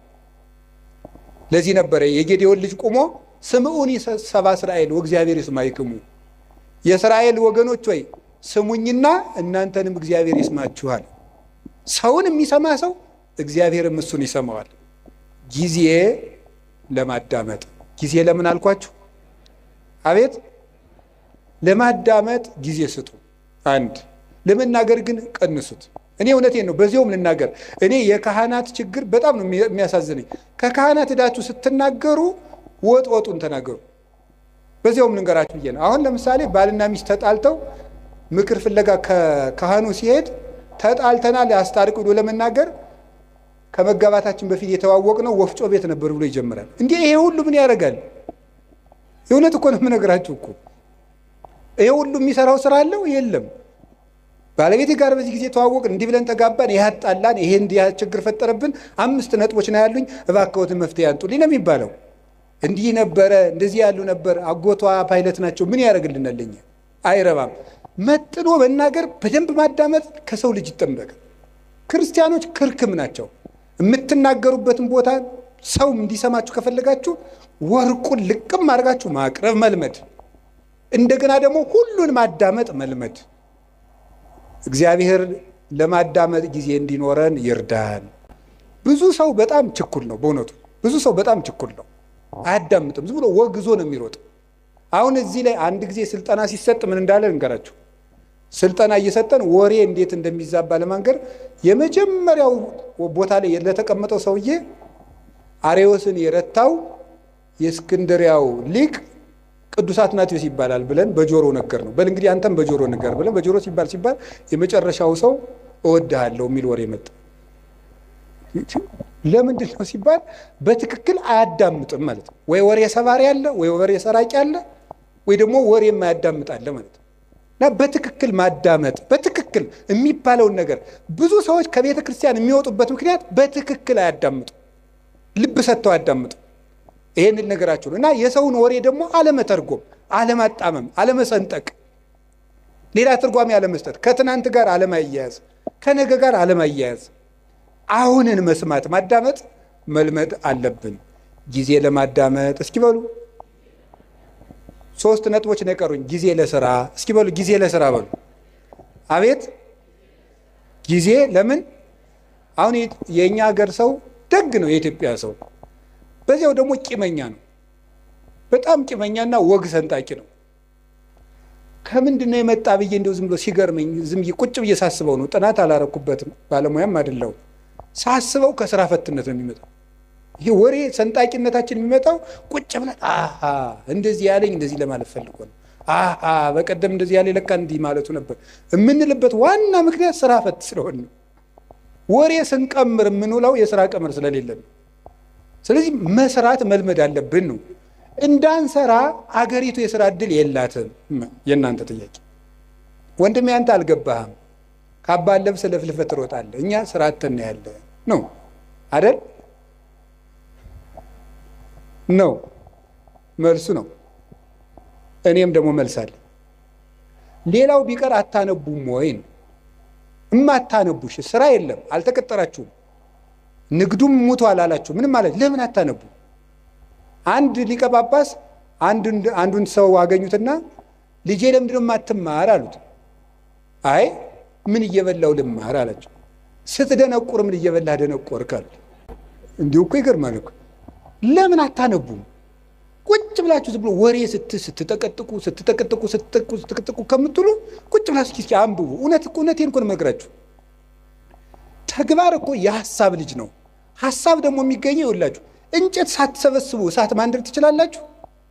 ይቻላል? አይቻልም። ሐሳብ ሳይኖርህ ተግባር የታመጣለህ? እቅድ የታመጣለህ? ስራ የታመጣለህ? ከሰው ጋር የመኖር ስልት የታመጣለህ? ተግባቦት እንዴ! ልንገራችሁ። እኔ ባለፈው አንድ ቦታ ሄጄ ውጭ ሀገር ሄጄ አንድ ቦታ ለጉባኤ ነው የሄድኩት። ዱባይ ስደርስ ኤርፖርቱን አላውቀውም። ያው ኤርፖርቱን አላውቀውም እና ሰዎቹ ዊልቸር ቡክ አድርገውልኝ ነበር። ያው እንደ ዕቃ እየገፉ አቅጣጫ እንዲያሳዩኝ ማለት ነው።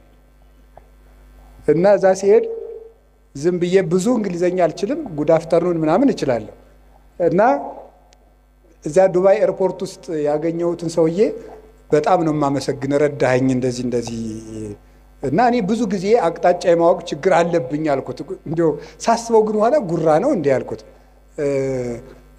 አቅጣጫ የማወቅ ችግር አለብኝ ስለው ምን አለኝ? አይ መግባባት ከቻልክ ችግር የለውም አለኝ። እና በህሊኔ ይዤው ቀርቼ ነው መግባባት ከቻልክ አቅጣጫ አይጠፋም ብሎኝ ነው። እስኪ በሉት ይሄን ቃል መግባባት ከቻልክ አቅጣጫ አይጠፋም ነው። ስለዚህ መግባባት ከቻላችሁ የኑሮ አቅጣጫ አይጠፋም። እንዳትግባቡ ግን አትማሩ። ዝም ብለን ንግግራችሁ ወልዳፋ ምናምን እንዲህ ትህትና እኮ ያስፈልገዋል። አነጋገር ካነጋገር ይፈረዳል፣ ከአያያዝ ይቀደዳል። ከሰው ጋር እኮ ተግባብተን ለመኖር ራሱ መማር አለብን፣ ማንበብ አለብን። ጊዜ ለስራ እግዚአብሔር 6 ቀን ሰራ፣ 1 ቀን አረፈ። እስኪ በሉ እግዚአብሔር በሉ እስኪ ስንት ቀን አረፈ? ያችም እሱ አርፎ ሳይሆን ለእኛ ብዙ ሰርታችሁ ጥቂት ረፉ ለማለት ነው። መንፈሳዊ ፍቻ አለው። 6 ቀን የተባሉ 6ቱን ቃላተ ወንጌል ፈጽማችሁ 7ኛው መንግሥተ ሰማያት ፍጹም ተወርሳላችሁ። አንድም 6000 ዘመን ሲፈጸም ፍጹም እረፍት ክርስቶስ ይመጣል ነው ሐሳቡ። ግን በቁሙ ግን ስራ መስራት አለባችሁ። ጊዜ ለስራ በሉ። የተቀጠርኩበት ካምፓኒ የለም ካላችሁኝ ማንበብም ስራ ነው። ማንበብ ስራ ነው። ማሰብም ስራ ነው። መራመድም ስራ ነው። እንዴ መጽሐፈ መነኮሳት እኮ ይላል እየሰገድክ ራሱ ዝሙት ካልጠፋልህ ተንቀሳቀስ ይላል። ተንቀሳቀስ፣ ቁጭ አትበል ከቤት ይላል። ተራመድ ብሎ ይነገራል። መራመድ፣ ስራ መስራት፣ መንቀሳቀስ። እንደ በቃ ካቃታችሁ ደግሞ ሩጡ ራሱ። እንዴ እውነቴን እኮ ነው የምነግራችሁ። ብቻ ገደል እንዳገቡ ናችሁ። ሩጡ። ብትሮጡ ይሻላል ቁጭ ብላችሁ መከራችሁን ከምታዩ ማለት ነው። እንዲያው ይላሉ እኮ አባቶቻችን። እንዲያው ዘመን አድርገን ስናገረው ስራ የፈታ አይምሮ የሰይጣን ቤተ ሙከራ ነው ይባላል። ሰይጣን ኃጢአቶችን ቴስት የሚያደርግበት ስራ ፈቱ ላይ ነው። የምሬንም ነግራችሁ መጽሐፈ መነኮሳት በእርግጥ ምን ይላል? ከትጉሁ ባይታዊ ጋር የሚታገለውን ሰይጣን እንቅልፋሙ ላይ የነበረው ሰይጣን ይሄድና ናይን የሰነፋለ ብሎ ዞት ይመጣል ይላል። እዚህ ጋር አትልፈ ይለዋል። ያኛው ሌሊት እየጸለየ ቅንድቡን ሲለው ለዚያ እኮ ነው ይውላችሁ ከሚጸልየው ሰውዬ የተሸነፈው ሰይጣን ሁሉ እናንተ ላይ ነው እየመጣ ድብትም ያደርጋችሁ፣ ጫንም ያደርጋችሁ ማለት ነው። ስለዚህ እንደዚያ እንዳያደርጋችሁ ጊዜ ለስራ። እውነቴን ልንገራችሁ የኢትዮጵያ ኦርቶዶክስ ተዋሕዶ ቤተክርስቲያን ሆና እንድትቀጥል ከሆነላችሁ ስሩ። ካልሰራን ቤተክርስቲያናችንን በተአምር ማስቀጠል አንችልም። ብድግ ብለን ዝም ብለን የኢትዮጵያ ቤተክርስቲያን አትበጠስም በፉከራ ነው እንዴ? አጠፋም። እነ ግሸን እያሉ እነ አክሱም እያሉ እነ ላሊበላ እያሉ እነ ደብረ ሊባኖስ እያሉ ረተው እነ ቅዱስ ቶማስ ራሱ የሰራቸው የህንድ ቤተክርስቲያን ጌታችን ኢየሱስ ክርስቶስ አካሉን በእጁ የዳሰሰው ጌታዬ አምላኬ ብሎ የጠራው ድንግል ማርያም ስታርግ መንገድ ላይ ያገኛት ቶማስ የሰራቸው 8 ቤተክርስቲያኖች ያሉባት ህንድ እኮ 5ቱ በሌላ እጅ ሆነው ዛሬ 3ቱ ብቻ ነው የቀሩት። ታምር ያለው ቤተክርስቲያን ታምር ያላት ሀገር ናት ኢትዮጵያ፣ እግዚአብሔር ሀገር ናት እያሉ በመፈከር አይደለም፣ ስራ መስራት አለብን። ክርስቲያኖች ስራ በቃ ትኩርኩር ብላችሁ ሳትንቁ ስሩ። ከጠፋ አንብቡ። ማንበባችሁ ደግሞ ስራ እንዴት እንደምትሰሩ ያሳያችኋል። ጊዜ ለስራ። እስኪ ጊዜ ለስራ በሉ ንገሩኝ እንጂ እግዚአብሔር ይስጥልኝ። ሌላው ደግሞ ጊዜ ለምን ድገሙ። አቤት ጊዜ ለምን? ጊዜ ለመዳን። እስቲ ጊዜ ለመዳን በሉ። ለምንድን ነው ዛሬ ጊዜ ለምን የሚለውን ርዕስ የመረጥከው ብትሉኝ፣ ዛሬ የማን ጾም ነው? አቤት የነነዌ ጾም ነው። የነነዌ ጾም ስንት ቀን ናት? 3 ቀን ለምን የተጠቀሙ ሰዎች ናቸው? የነነዌ ሰዎች ለመዳን የተጠቀሙ ሰዎች ናቸው። ጊዜ አያችሁ እንዴት እንደሚጠቅም። በስንት ዓመት ያጠራቀሙትን የኃጢአት ግም 3 ቀን ተጠቅመው ነው ያፈረሱት ማለት ነው። ጊዜ እንዴት እንደሚጠቅም 3 ቀን እንዴት እንደጠቅም 3 ቀን ሀገር አዳነች። እኛ አሁን 50-60 ዓመት ሀገር ማዳን አቅቶናል። 3 ቀን ግን ሀገር አድኗል። ሀገራችን እንድትድን እኛም እንድንድን ከፈለግን ጊዜውን እንጠቀምበት። ለምን? ለመዳን። የመዳን ቀን ዛሬ ነው። ከዛሬም አሁን ነው አይደል? 2ኛ ቆሮንቶስ ምዕራፍ 6 ቁጥር 2 ላይ ወናሁ ዮም ዕለተ አድኅኖ በዕለተ ሪት ሰማዕከ ወዕለተ መድኃኒት ረዳእከ ወናሁ ዮም ዕለተ አድኅኖ። በተመረጠች ዓመት በተመረጠች ቀን እሰማሃለሁ። የመዳን ቀን ዛሬ ናት። ከዛሬም ደግሞ አሁን ነው። ሰይጣን እንዳንድን ድነት ማለት ምን ማለት ነው? በኦርቶዶክሳዊ አስተምሮ መዳን ማለት ከቅጣት ማምለጥ ማለት አይደለም። ምን ማለት ምን ይመስላችኋል? መዳን ማለት ከእግዚአብሔር ጋር መዋሃድ፣ ቲኦሲስ ማለት ነው በግሪኩ። ከእግዚአብሔር ጋር መዋሃድ፣ ሱታፌ አምላክ፣ ከእግዚአብሔር ጋር መኖር ነው መዳን ማለት። ድነት ማለት ይሄ ነው። አሁን አንዳንድ ሰዎች እኔ ድኜ ጨርሻለሁ ይላል። እንዴ ከእግዚአብሔር ጋር መኖር የሚያበቃ ነገር ነው? መዳን ማለት ከእግዚአብሔር ጋር መኖር። ከእግዚአብሔር ጋር መኖር ደግሞ ሁልጊዜ የሚቀጥል ነገር ነው። እግዚአብሔርን የሆነ እንደ ዕቃ የሆነ ተቀብለ ነው በቃ ምን እላለሁ ሁልጊዜ አብረነው ምን ኖረው። ከእግዚአብሔር ጋር መኖርን ጧትም ማታም ጧትም ማታም ጧትም ማታም ለመዳን መጠቀም አለብን። ሰይጣን ምን እንደሚያደርግ ልንገራችሁ። አንዱ መሰረታዊ የሰይጣን ተንኮል ጊዜ ከሰጠን ነገ ስለዚህ ልነግራችሁ እችላለሁ። አንዱ የሰይጣን መሰረታዊ ተንኮል እንድንዘገይ ማድረግ ነው። እንድንዘገይ ለምሳሌ ከመታረቅ እንድንዘገይ ያደርገናል። ሳምንት እንታረቃለን፣ የዛሬ ወር እንታረቃለን እንዳል ቂም ሆኖ ይቀራል ማለት ነው። ማዘጌት። ቁርባን እናቀዳለን፣ እንድንዘገይ ነው የሚያደርገን። ይኸውላችሁ የማቴዎስ ወንጌል ምዕራፍ 25 ላይ እንደተጻፈው መንግስተ ሰማያት 10 ደናግል ትመስላለች ተባለ። ከዛ 5ቱ ጠባበኞች ናቸው፣ 5ቱ ሰነፎች ናቸው። 5ቱ ዘይት ይዘዋል፣ እነዛ ዘይት አላዙም፣ ተኙ። ሙሽራው መንፈቀ ሌሊት መጣ፣ እነዚያ ግን ዘይት አልነበራቸውም። ሊገዙ ሄዱ። ተመልሰው ሲመጡ ምኑ ነው ቆያቸው? በሩ ተዘግቶ። የነዚህ ሰዎች ከፍተኛ ችግር ምንድን ነበር? መዘግየት ነበር። መዘግየት ነው በር ያዘጋባቸው። ዘይት የተባለች ፍቅር፣ ልጅነት፣ ትሕትና ናቸው። እነዚህን በጊዜ ያላዘሰው በር ከተዘጋ በኋላ ይሮጣል። በሩ ሳይዘጋ ነገ ቆርባለሁ፣ ሳትቆርቡ በሩ ይዘጋል። ክርስቶስ መብረቅ እያብለጨለጨ የሚመጣበትን ጊዜ አይደለም። ለእኛ ምጽአታችን ምናችን ነው? የምንሞትበት ቀን ነው። በሩ ይዘጋል። ሳንቆርብ ይመጣል፣ ሳንታረቅ ይመጣል፣ ሳንጸልይ ይመጣል፣ የቀማነውን ሳንመልስ ይመጣል፣ የበደልነው ሳንክሰው ይመጣል፣ እንደ ተዝረከረክን ይመጣል። የነዚህ ሰዎች የነነዌ ሰዎች ትልቁ ነገራቸው ወዲያው ጊዜን ተጠቅመው መወሰናቸው ነው። እስከ 3 ቀን ድረስ ነነዌ ትገለበጣለች አለ።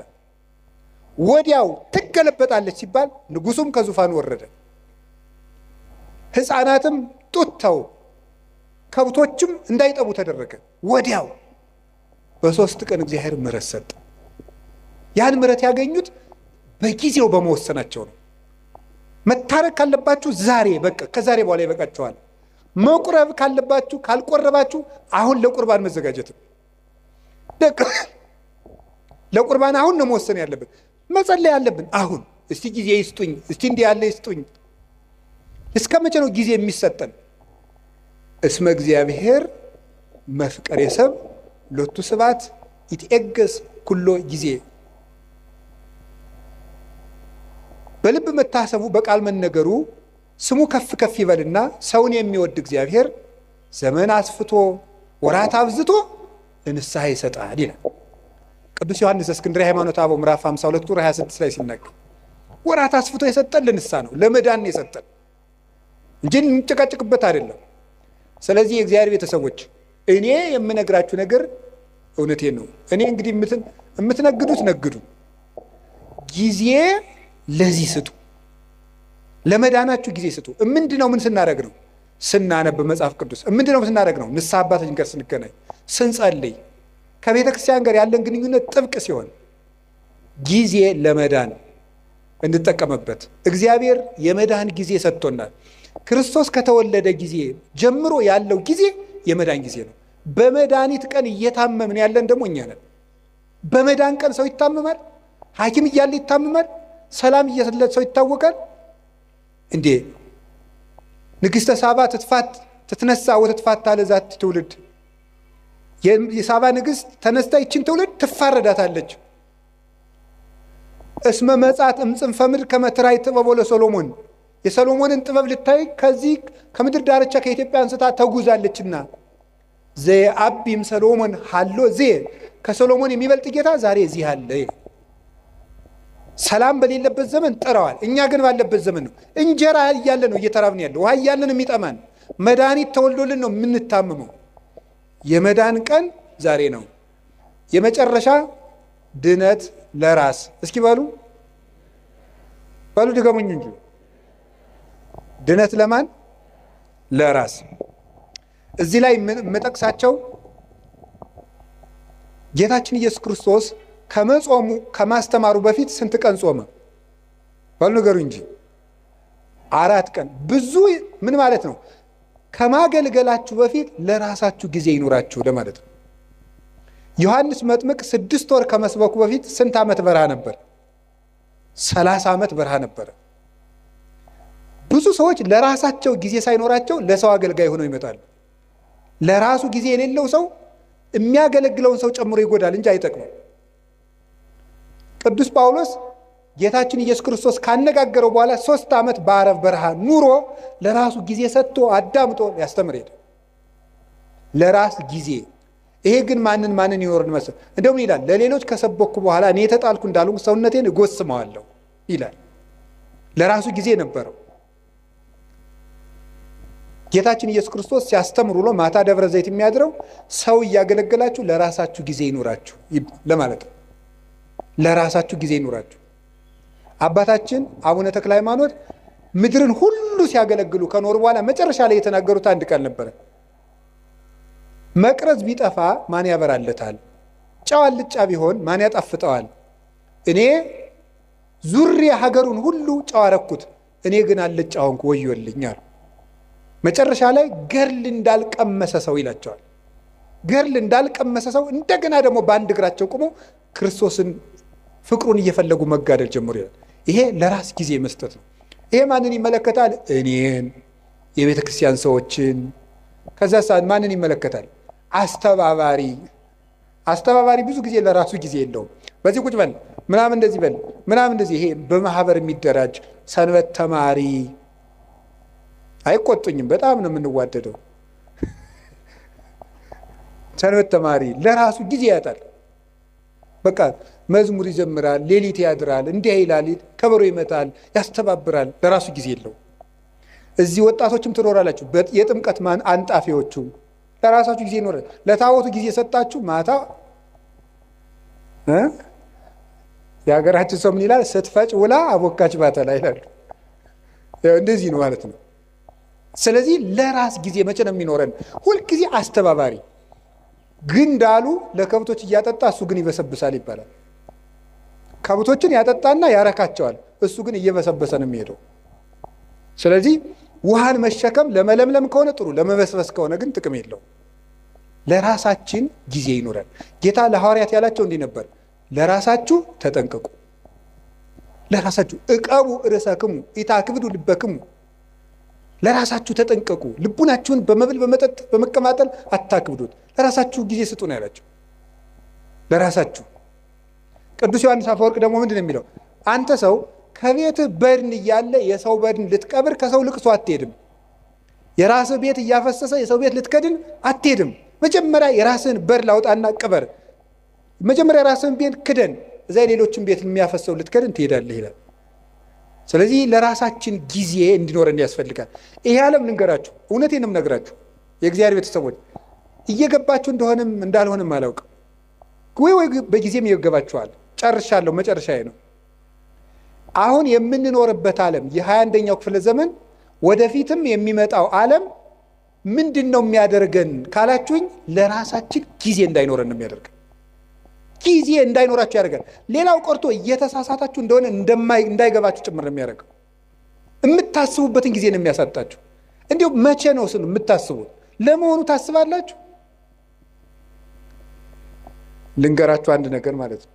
እንዲያውም አነብላችሁ ነበረ። እኔ ያው እንደናንተ ስልክ እጠቀማለሁ።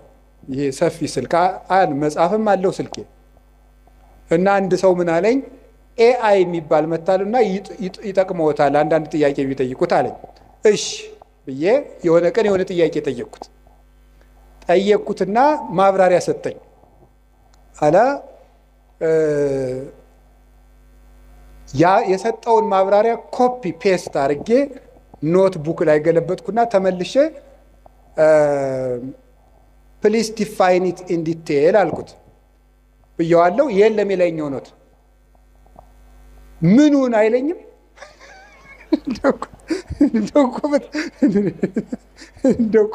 በጣም ነው የገረመኝ እኔ ማለት ነው። እውነቴን ነው። እግዚአብሔር በሚያውቀው ስልኬ ላይ አንስቼ አስቀምጨዋለሁ። እንደዚህ ያለውን ነገ ካገኘሁት አነብላችኋለሁ። በእንግሊዘኛ ምን እንዳለኝ ምኑን ቅድም የነገርኩህን አታስታውስም እንዲህ ያልኩት እና ምን አለ ይመስላችሁ? እኔ ስሜት የለኝም፣ ሴንስ የለኝም፣ ኢሞሽን የለኝም፣ ሜሞሪ የለኝም፣ አላስታውስም። መረጃ አጠራቅሜ ማቅረብ ብቻ ነው ስራዬ ያለኝ። ከቃሉ ጋር ናችሁ? ይኸው እንደዚያ ነው ማለት ነው። እየበተነ የማይሰበስብ ቻት ጂፒቲ ነው። ያቀርባል፣ እሱ ግን ያን መልሶ አያስታውሰውም። እንደዚያ ናችሁ እናንተ። በቃ ትበትናለህ፣ የምትሰበስበው ግን የለም። ቀኑን ሙሉ ሌቱን ሙሉ በትናችሁ መጨረሻ ላይ ግን ዘወር ስትሉ እጃችሁ ላይ ምንም ጠብ ያለ የህይወት ጠብታ የለም። ስለዚህ የእግዚአብሔር ቤተሰቦች ታውት ሁሉንም ነገር ይሄን ያለውን ነገር ሁሉ ተጠቀሙና አሁን በኢንተርኔት የመጡትን ፕላትፎርሞች ሁሉ ከቻላችሁ ለድነት ተጠቀሟቸው፣ ካቃታችሁ ደግሞ ተዋቸው። አንዳንድ ጊዜ ሰይጣንም ያታልላችኋል። ምን እያደረገ አይ በቃ እንዴ መረጃ እኮ ጥሩ ነው ይላል። ወይ ጉድ! እኔ ልገራችሁ፣ አንድ ሰው መረጃ ሲሰበስብ ቢያንስ ሁለት ዓላማ ይዞ ነው መሰብሰብ አለበት። አንደኛ ለነፍሱ የሚጠቅመውን ነገር፣ ሁለተኛ ለኑሮው የሚጠቅመውን ነገር። ከሁለቱ ውጭ የሆነ ነገር ላይ በማዳመጥ ጆሮአችሁ መደንቆር፣ አይምሯችሁ መደንዘዝ የለበትም።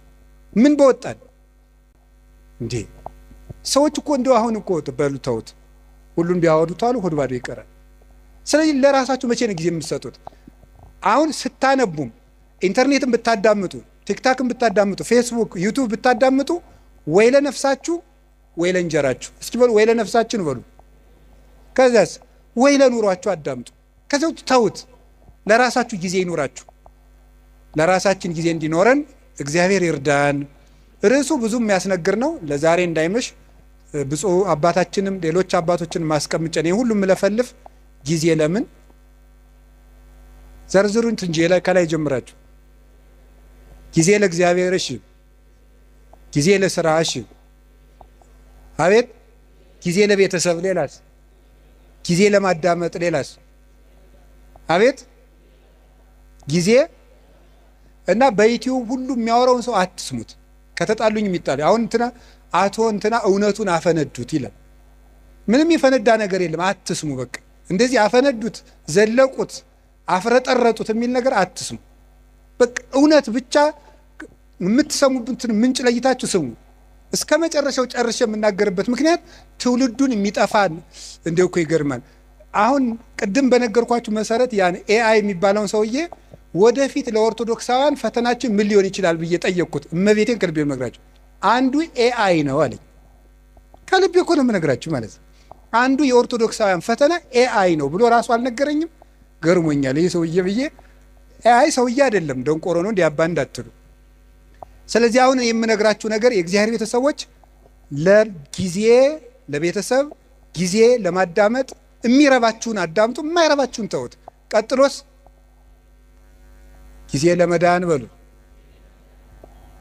ለመዳን ጊዜ እንዲኖረን ደግሞ መጨረሻ ላይ ጊዜ ለማን? ጊዜ ለራስ። እግዚአብሔር ጊዜ ይስጠን። ጊዜ የሰጠን እግዚአብሔር ክብር ምስጋና ይግባው። ወስብሐት ለእግዚአብሔር። ይቆየን።